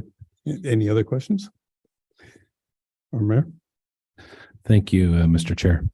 I've been reflecting on this land acknowledgement for some time. And I'll echo your comments about a lot of work in this, Councilor Deputy Mayor LaRose.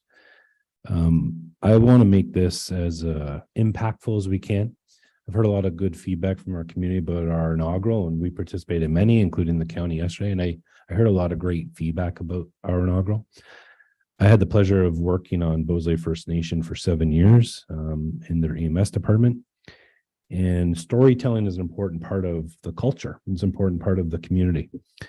And I've asked a couple of members of our council what's the first line of our council commitment that we've been saying for years and years and years. And sometimes words get lost. We just read words on a page and the meaning behind it gets lost. One thing I would like to suggest and ask is, Sarah's done a fabulous job tonight with our staff appreciation video. I would love us to go to Bosley First Nations example. Let's have some of our Métis community members participate and recite this in their community, in their native tongue, and bring that here. And we could share that story, and they can share this while we're here. We don't necessarily need to read the words on the page, but I think the storytelling is very important. And I also echo the pieces in this report about when and how we would use this, but I want it to be more than just us reciting words on a page. I really want to, if Sarah can use some of your magic and let's reconnect with some of these members and bring that forward, I think that would be phenomenal. This is about telling the story. So I'm not going to complicate motions tonight, but I'm just going to push that off. If we can do a little investigation, I think that would be impactful and phenomenal. Thanks for the work on this. Councillor Marshall?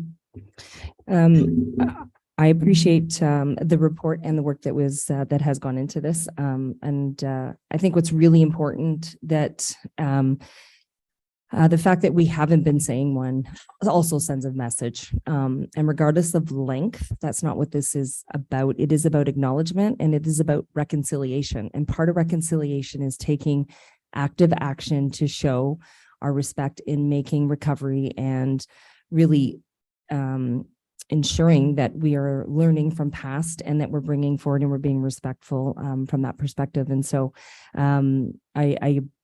there is extensive history, and it is about storytelling, and there is rich culture and Indigenous history here. And it is important to respect and pay tribute to all all cultures and our Indigenous community. But first and foremost, this is a really positive step towards reconciliation, and we have accountability to that. And I would like to see us proceed with the wording as it is, and that we do start making the acknowledgement at the beginning of council meetings.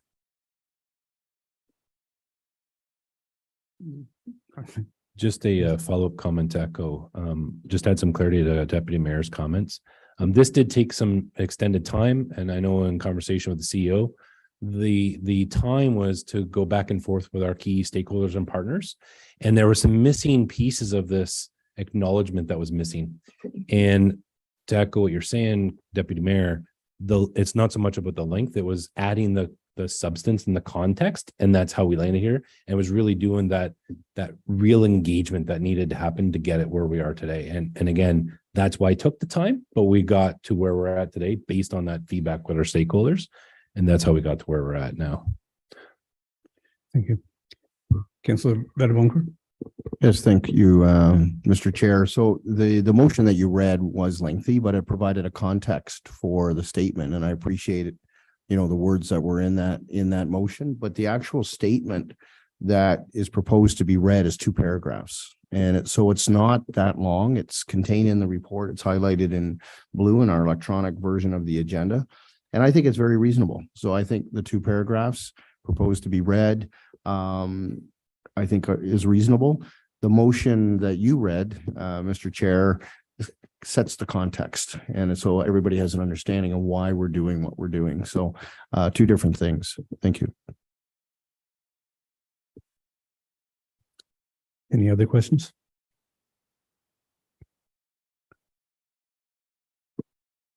We'll call for a vote.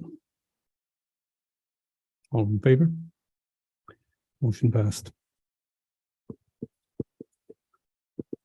1 down, 2 to go, 3 to go. Yeah. Second item is the tennis court washrooms. It's been recommended that we use $2,000 to add porta potties to the operating budget for Memorial Park.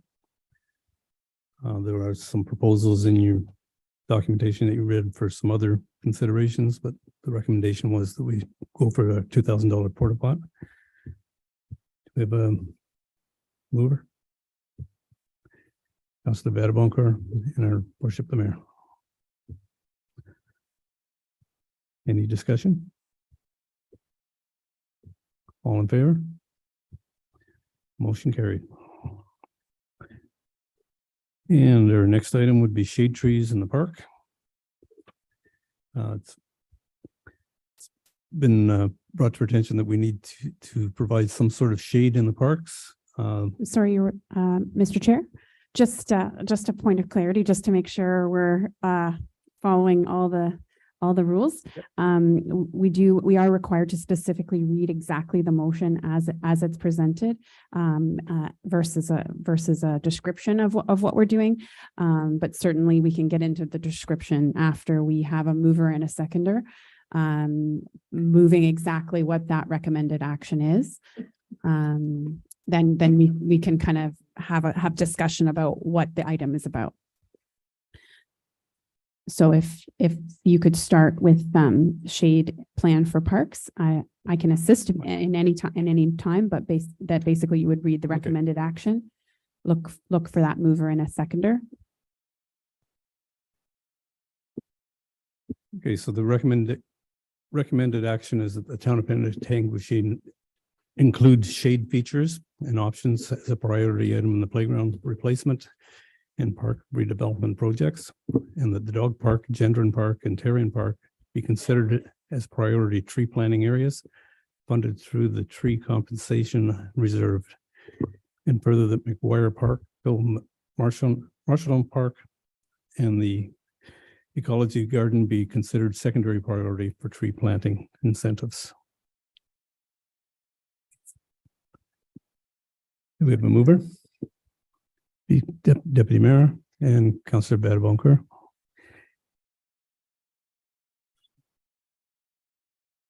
we have any questions? Councillor Bettenbacher. Thank you, Mr. Chair. I was happy to see this report come forward. I was happy to see the recommendation with respect to the planting of trees. I was also pleased to see that we're going to be using money that we've already collected to plant trees.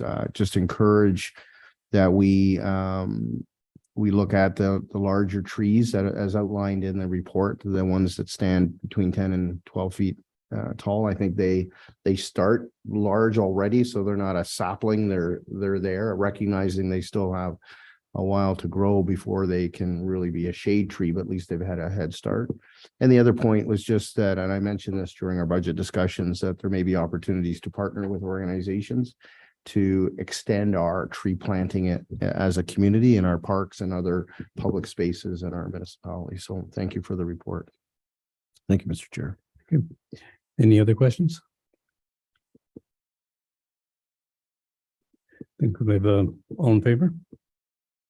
And motion passed. And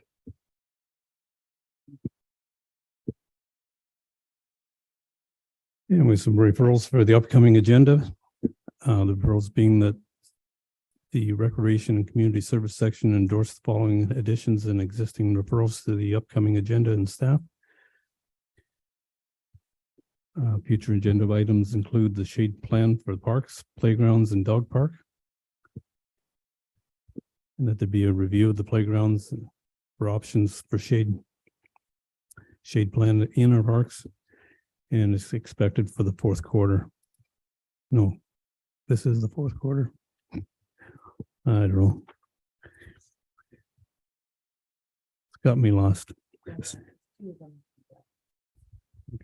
Mr. Chair, if it's easier, you can pass it to the clerk and she can walk us through the section if you find that Sounds easier. like fun to me. You're doing great. Seriously, don't stress about it. So referral items, generally what we'll do is read that the referral items are here for additional, and we would just quickly read the items. No need to read the key deliverables because eventually this is all new right now, but eventually it's going to always be there and you're going to be going through it. So the shade plan for parks and playgrounds and dog park, the washroom facilities at Memorial Park and McGuire Park, and the Bee City Canada. So those are the three current items. And Mr. Chair, you can either look for additional items, remove items, or look for a mover and a seconder to pass it as it is.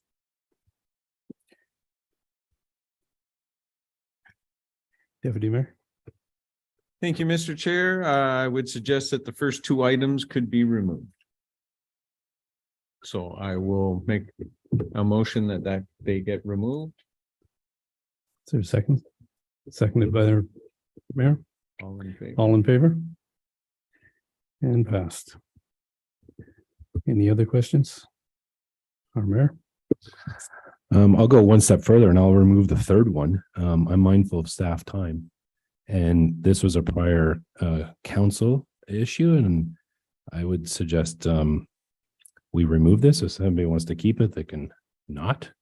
And I have 4 more additions, Mr. Chair. So we'll just start with this removal. I'll move that we remove the BC Canada.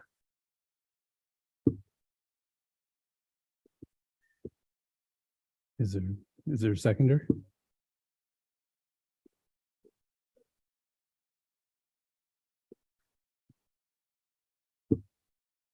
It's all good. No second, so. That's all good. Next question. A couple more to add.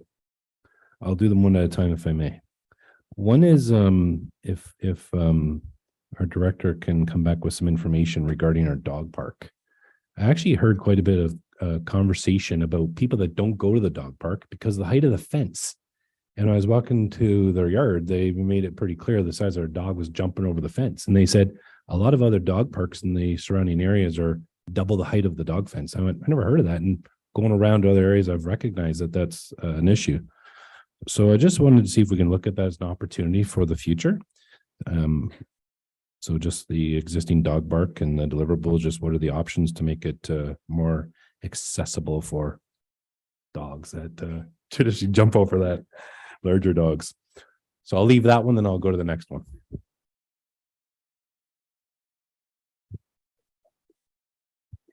Do we have a second? Counselor Marshall. All in favor? It's passed.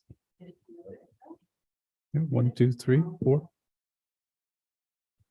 My next one is, I talked about this during the budget process, is I would love to get a little more understanding from our director about what it's going to take for us to be a Communities in Bloom champion.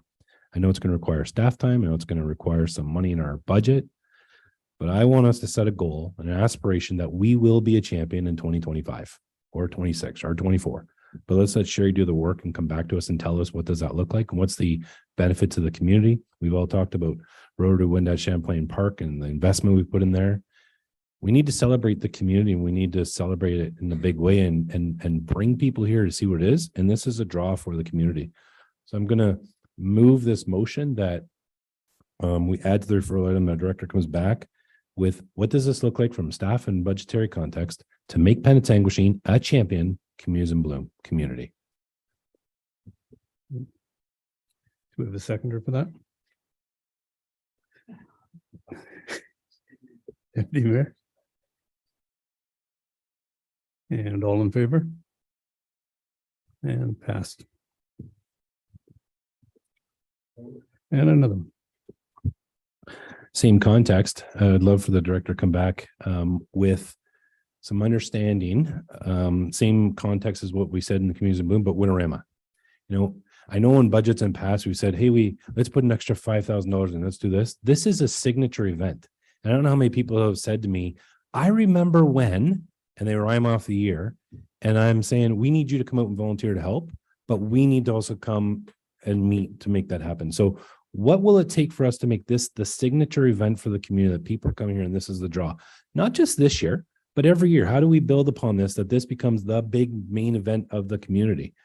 So I'd love to see, not so much for this Winterama, but moving forward, what are the steps we need to do to make this the signature event? And what support and tools does Sherry need that everyone's coming here for our Winterama every year, and it gets bigger and bigger and bigger. So people 20 years from now say, I remember when in 2023, 24, 25, that was the best one ever. I'm going to move that. Do we have a seconder for that? There we go. All in favor? And that's passed. And one more. In 2015, we celebrated our cultures. We celebrated our community with the Champlain event. And we've done a lot of talk, and we just did our land acknowledgement a while ago about our cultures and our different people that have come together. My understanding when we launched our Champlain event in 15, the spirit was that this was going to become an annual event. I would love to see that we bring back a cultural event, and that in our summertime event, it's really about our people. It's about our people, our cultures, our face, our everything. And we come together, and this is our summer event, and it's celebrating who we are. And I think if we use the 2015 event as the example, we can take some lessons learned from that and move forward and build upon that. So I'd really like us to look at that.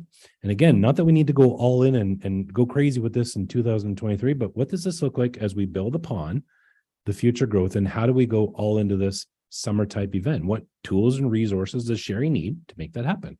So I'm going to move that motion that we have our director report back to us with a summer event that looks and feels like our Champlain event. That's about our cultures coming together with a summertime event. I'm going to move that. And do we have a seconder for that? You're good. And all in favor? Good. Any questions? Okay. Councillor Waters, just a comment, and I appreciate the mayor's enthusiasm with the event and whatnot, but it takes resources to organize these events, and I appreciate the director is going to undertake a review. That takes resources as well. There are already events taking place both in Penetanguishene and in our area that celebrate culture. Hopefully we can build on some of that and not duplicate. that would be my interest. Maybe there's a role for the municipality to partner with an existing event so that we can build some of what you're talking about into that event, because the creation of a brand new event and whatnot takes resources, both human resources and financial resources. And I just want to make that statement because I think we need to be mindful of that. Thank you.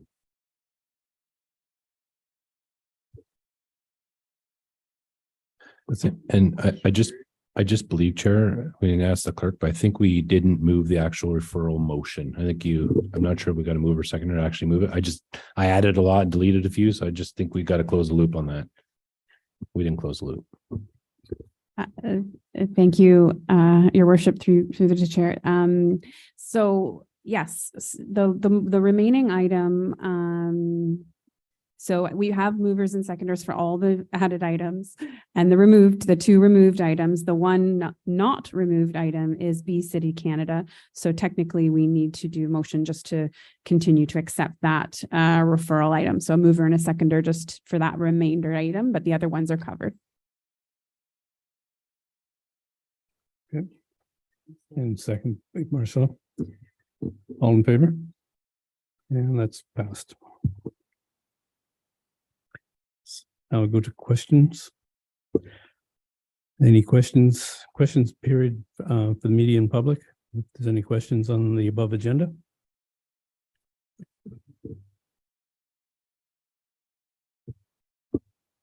Oh,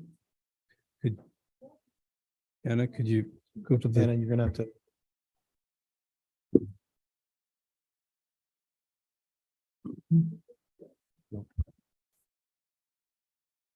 I just wanted to know what B City Canada is.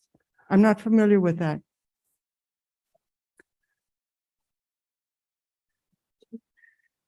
We'll ask Sherry if she can answer that. Thank you through Mr. Chair to Mrs. Sharon. So the referral item is for staff to spend more time looking at it. So the Severn Sound Environmental Association came and presented to the previous council about B City Canada. My understanding is it's a whole gamut of things that the town would do to become more friendly to bees, because bees are good for the environment. So things like mowing less lawn, planting more natural pollinator friendly vegetation, that kind of thing.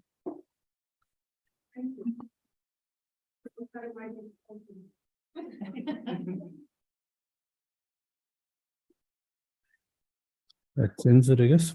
Thank you, Councillor Waters. That concludes our RCS section. We're going to move on to section D, number 9, Finance and Corporate Services section. I'm going to turn the chair over to Councillor Darush. Thank you very much. So we'll start off with the consent agenda. We have a recommended action that the following consent agenda items, having been given due consideration, be received for information. The first item is the 2023 Development Charge Annual Indexing, Finance Report 2022-34.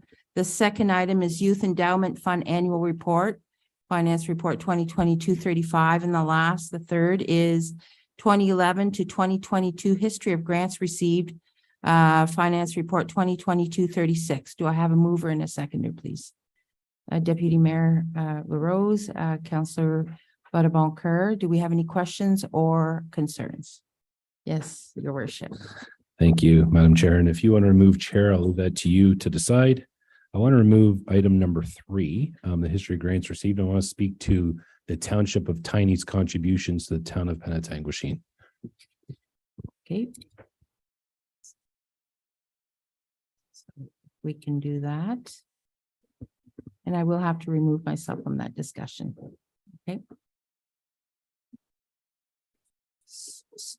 Yes, okay. So we will then vote to receive information from item 1, which is the development charge and youth endowment. And do I have a mover and a seconder? Yes. So all in favor?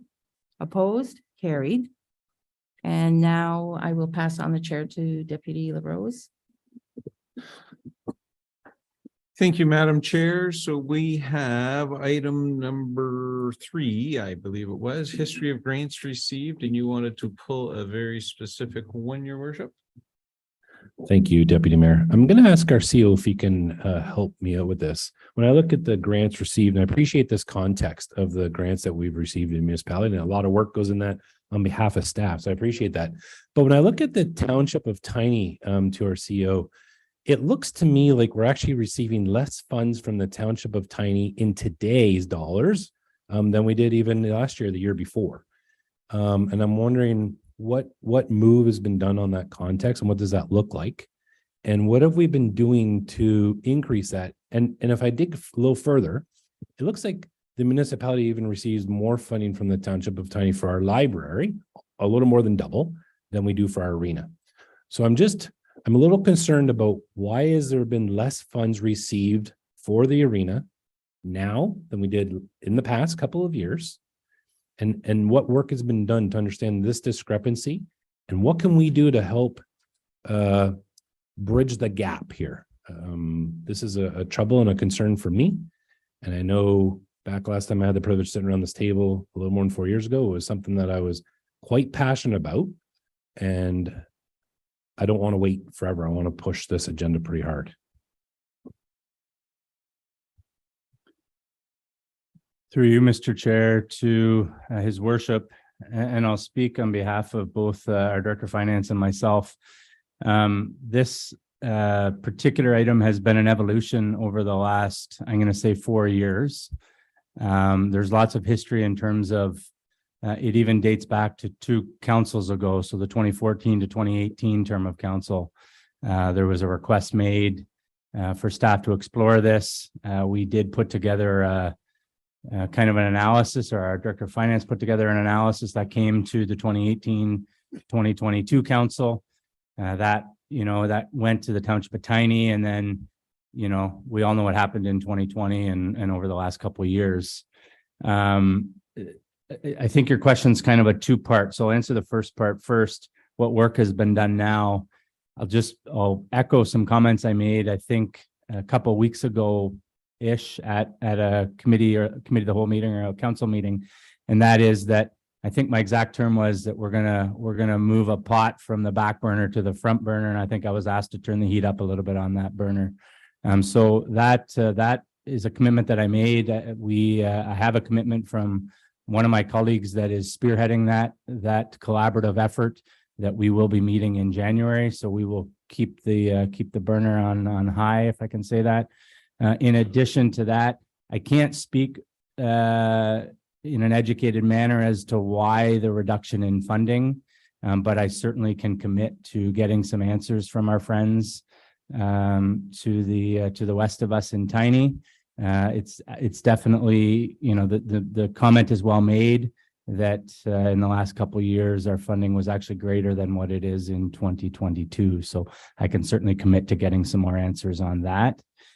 I think the second part, I think perhaps I've already answered that, which is how can we bridge the gap, which is my hope is with that meeting, that collaborative meeting with staff amongst the 4 North Simcoe municipalities as well as Springwater, and that includes CAOs, recreation folks, as well as finance folks, that we can work towards a solution that is equitable and sustainable moving forward for all municipalities. Hopefully that addresses the questions, Mr. Chair. Thank you, Mr. CEO. Is that going to do it? No, go ahead. Thank you, CEO Lees. I appreciate your comment that you're going to meet. I want to see what we can do to get more action. Yesterday at the county, I was talking to our colleagues in Tiny, and they're in budget right now. And my concern is if we meet, we might miss this budget cycle. What can we do as a council help this conversation? Can we send them a letter? Like, how does the funding request normally happen now? And can we help expedite this process? I'm just worried that if we meet, we're going to miss this budget cycle when they're in the conversation right now. So if that is helpful, I'll move a motion right now. We write a letter and we send it from our council to their council. I appreciate the comment you're going to meet. I want to turn on high burner and make this happen as soon as we can, that they are aware. Do we have any other question? Oh, yeah, go ahead. Thank you, Mr. Chair. I think a quick and easy solution would be if council is willing to move a motion or pass a motion that we request at the very least a cost of living increase be applied to our 2021 allocation. And in the interim, that would be a quick and immediate solution that at the very least we see our funding increasing based on cost of living. I think that's a reasonable approach. That's certainly the approach that staff at Penetanguishene has commonly taken in all of our kind of funding arrangements. But certainly that would be a quick and easy approach. But you know, perhaps there's other opportunities as well. One more, Your Worship. Thank you. I appreciate that as well, CLEs. I'm not comfortable with a cost of living increase. I'm of the feeling we got to be close to that library line at minimum to start the conversation. At 2%, we're going to bring it from 25 to 26, 27,000. So I heed what you're saying. I'm just saying we got to ramp up from there.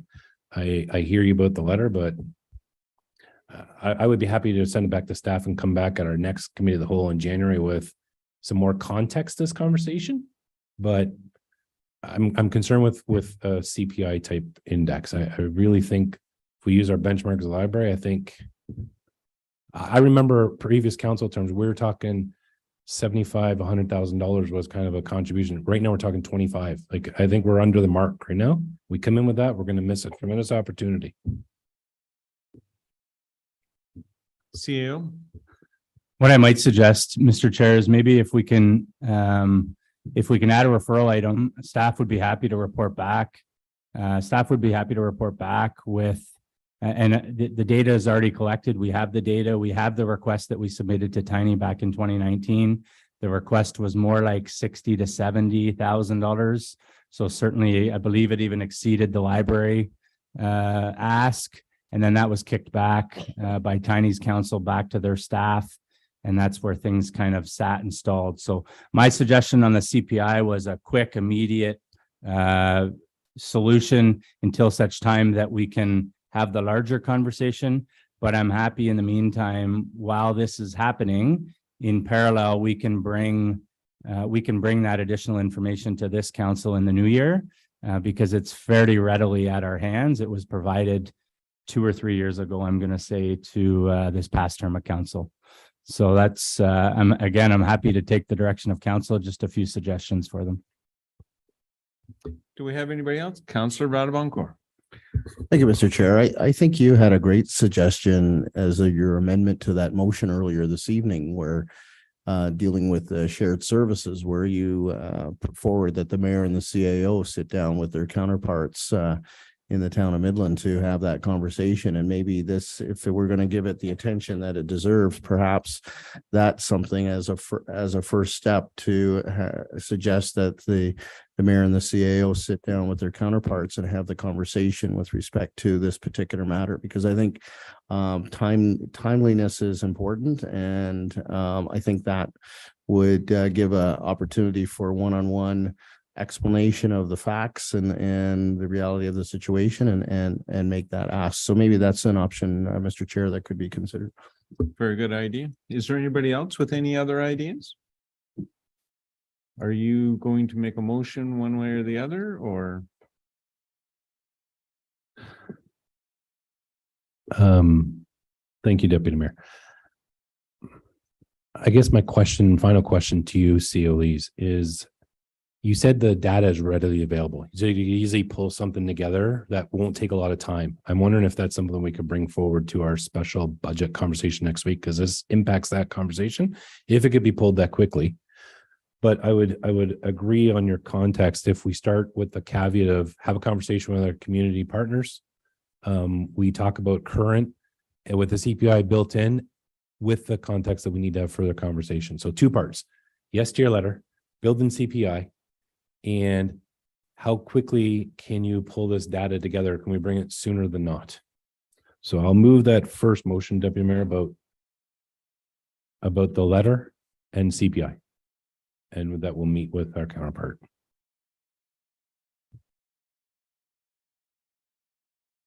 So your motion is going to be that we send the mayor and the CAO to meet with their counterparts in Tiny?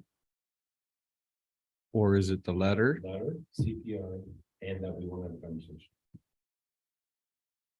Can we do all three, Stace? I'm working on it. I have so far that staff be directed to request an increase to the funding to the amount of Tiny Township with an increase of, is it a percent? Is To it be a, determined. we're talking about CPI though, which is like, I just want to know how to reference that.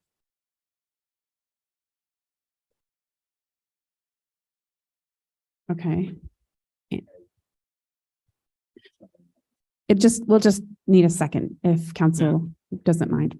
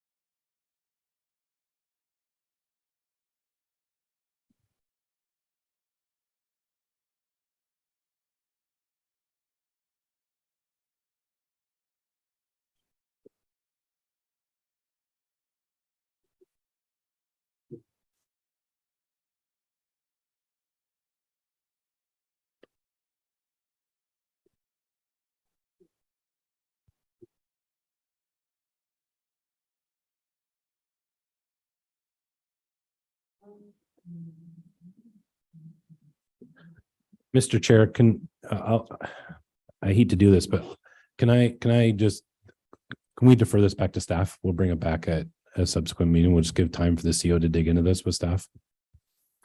Are the members comfortable with that at this point? Let them have a go at it first, so it's not all on their plate tonight, and then bring us back a quick report. Would that be okay with everybody? Councilor Yeah, Valencourt? yeah, no, I think that's a good idea. I think just if I may, Mr. Chair, I think every municipality is under the same budget timeline. Mhm. So there is urgency here, but we do have some time. And I think it's important to put a good position forward. I was going Yeah. to say, rather than a hastily made one, I think it would be prudent for us to wait. So we'll just wait for that. Cool. So item 9.3, I believe, is the history of our grants. Did we vote on all the other ones? We did. So we're just going to defer this item then, Madam Clerk? Yeah. They're just received for information, so we'll just receive that history of grants report for information, mover and a seconder to receive it for information. Cool. Can I have a mover and seconder for that? Moved by Councillor Marchand, seconded by Councillor Vadaboncourt. We'll call for the vote. All in favor? And that is carried.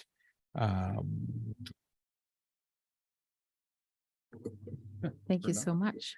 Yes, so no matters of consideration this evening for finance, but we do have some referrals. And the motion reads that the Finance and Corporate Services section endorse the following additional and existing referrals to upcoming agendas and staff. The first item is the OPP policing cost CNCC recovery. And the second is to provide an update and on the Mayor Strong Homes Act and the implications to the municipality. I do have a mover and a seconder, please. Moved by Councillor Marchand, seconded by Councillor Waters. Any questions or concerns? Yes, Deputy Mayor. Thank you, Madam Chair. The Mayor Strong Homes Act, I believe, has passed, so I think it's not really an update for us. I believe it's gone, so I would recommend that we pull that one. Okay, do I have a mover and a moved by deputy, seconded by your worship? Let's all in favor? Opposed? It's passed. And so now we will just be voting on. Oh, yes. Do we need to add? Anybody have any referral items to add? You do, yes. I bet you do, she said. You know, I know the OPP policing cost is here. I'm just going to suggest we remove it. This is a big priority for everybody in the community. We all know that, and we're actively working on it. when I say let's remove it, I'm not saying remove it, and we don't talk about it. The CEO and I had a meeting with our local member of provincial parliament a couple of days ago. This is an active conversation. We're working on bringing the Solicitor General here in the new year. We'll keep updating everybody. This is not happening. But just sitting on this referral item doesn't make it not happen. The work is being done. We'll regularly update and report to you. It is being done. Okay. Whether it stays or. Okay, so do we have a mover for that motion? Do we have a seconder to remove the OPP policing costs at CNCC recovery from the referrals? Do we have a seconder? Deputy Mayor LaRose, all in favor? Okay, opposed, so it is passed. So do we have any other referral items that we would like to now add to a new list? Yes. Your worship. Thank you.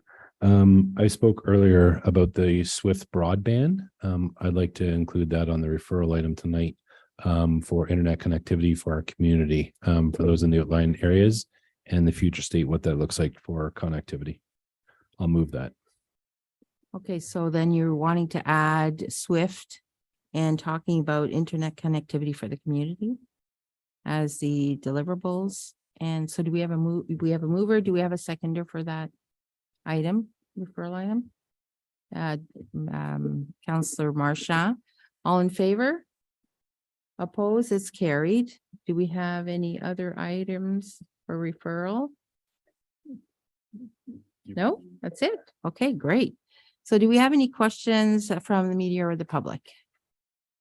Seeing none, well, we're going to pass it back to your worship. Thank you, Madam Chair. We just need a mover to adjourn our committee of the whole, our first committee of the whole. Good job on everyone's part. A mover to adjourn at 9:35, moved by Councillor LaRue, seconded by Councillor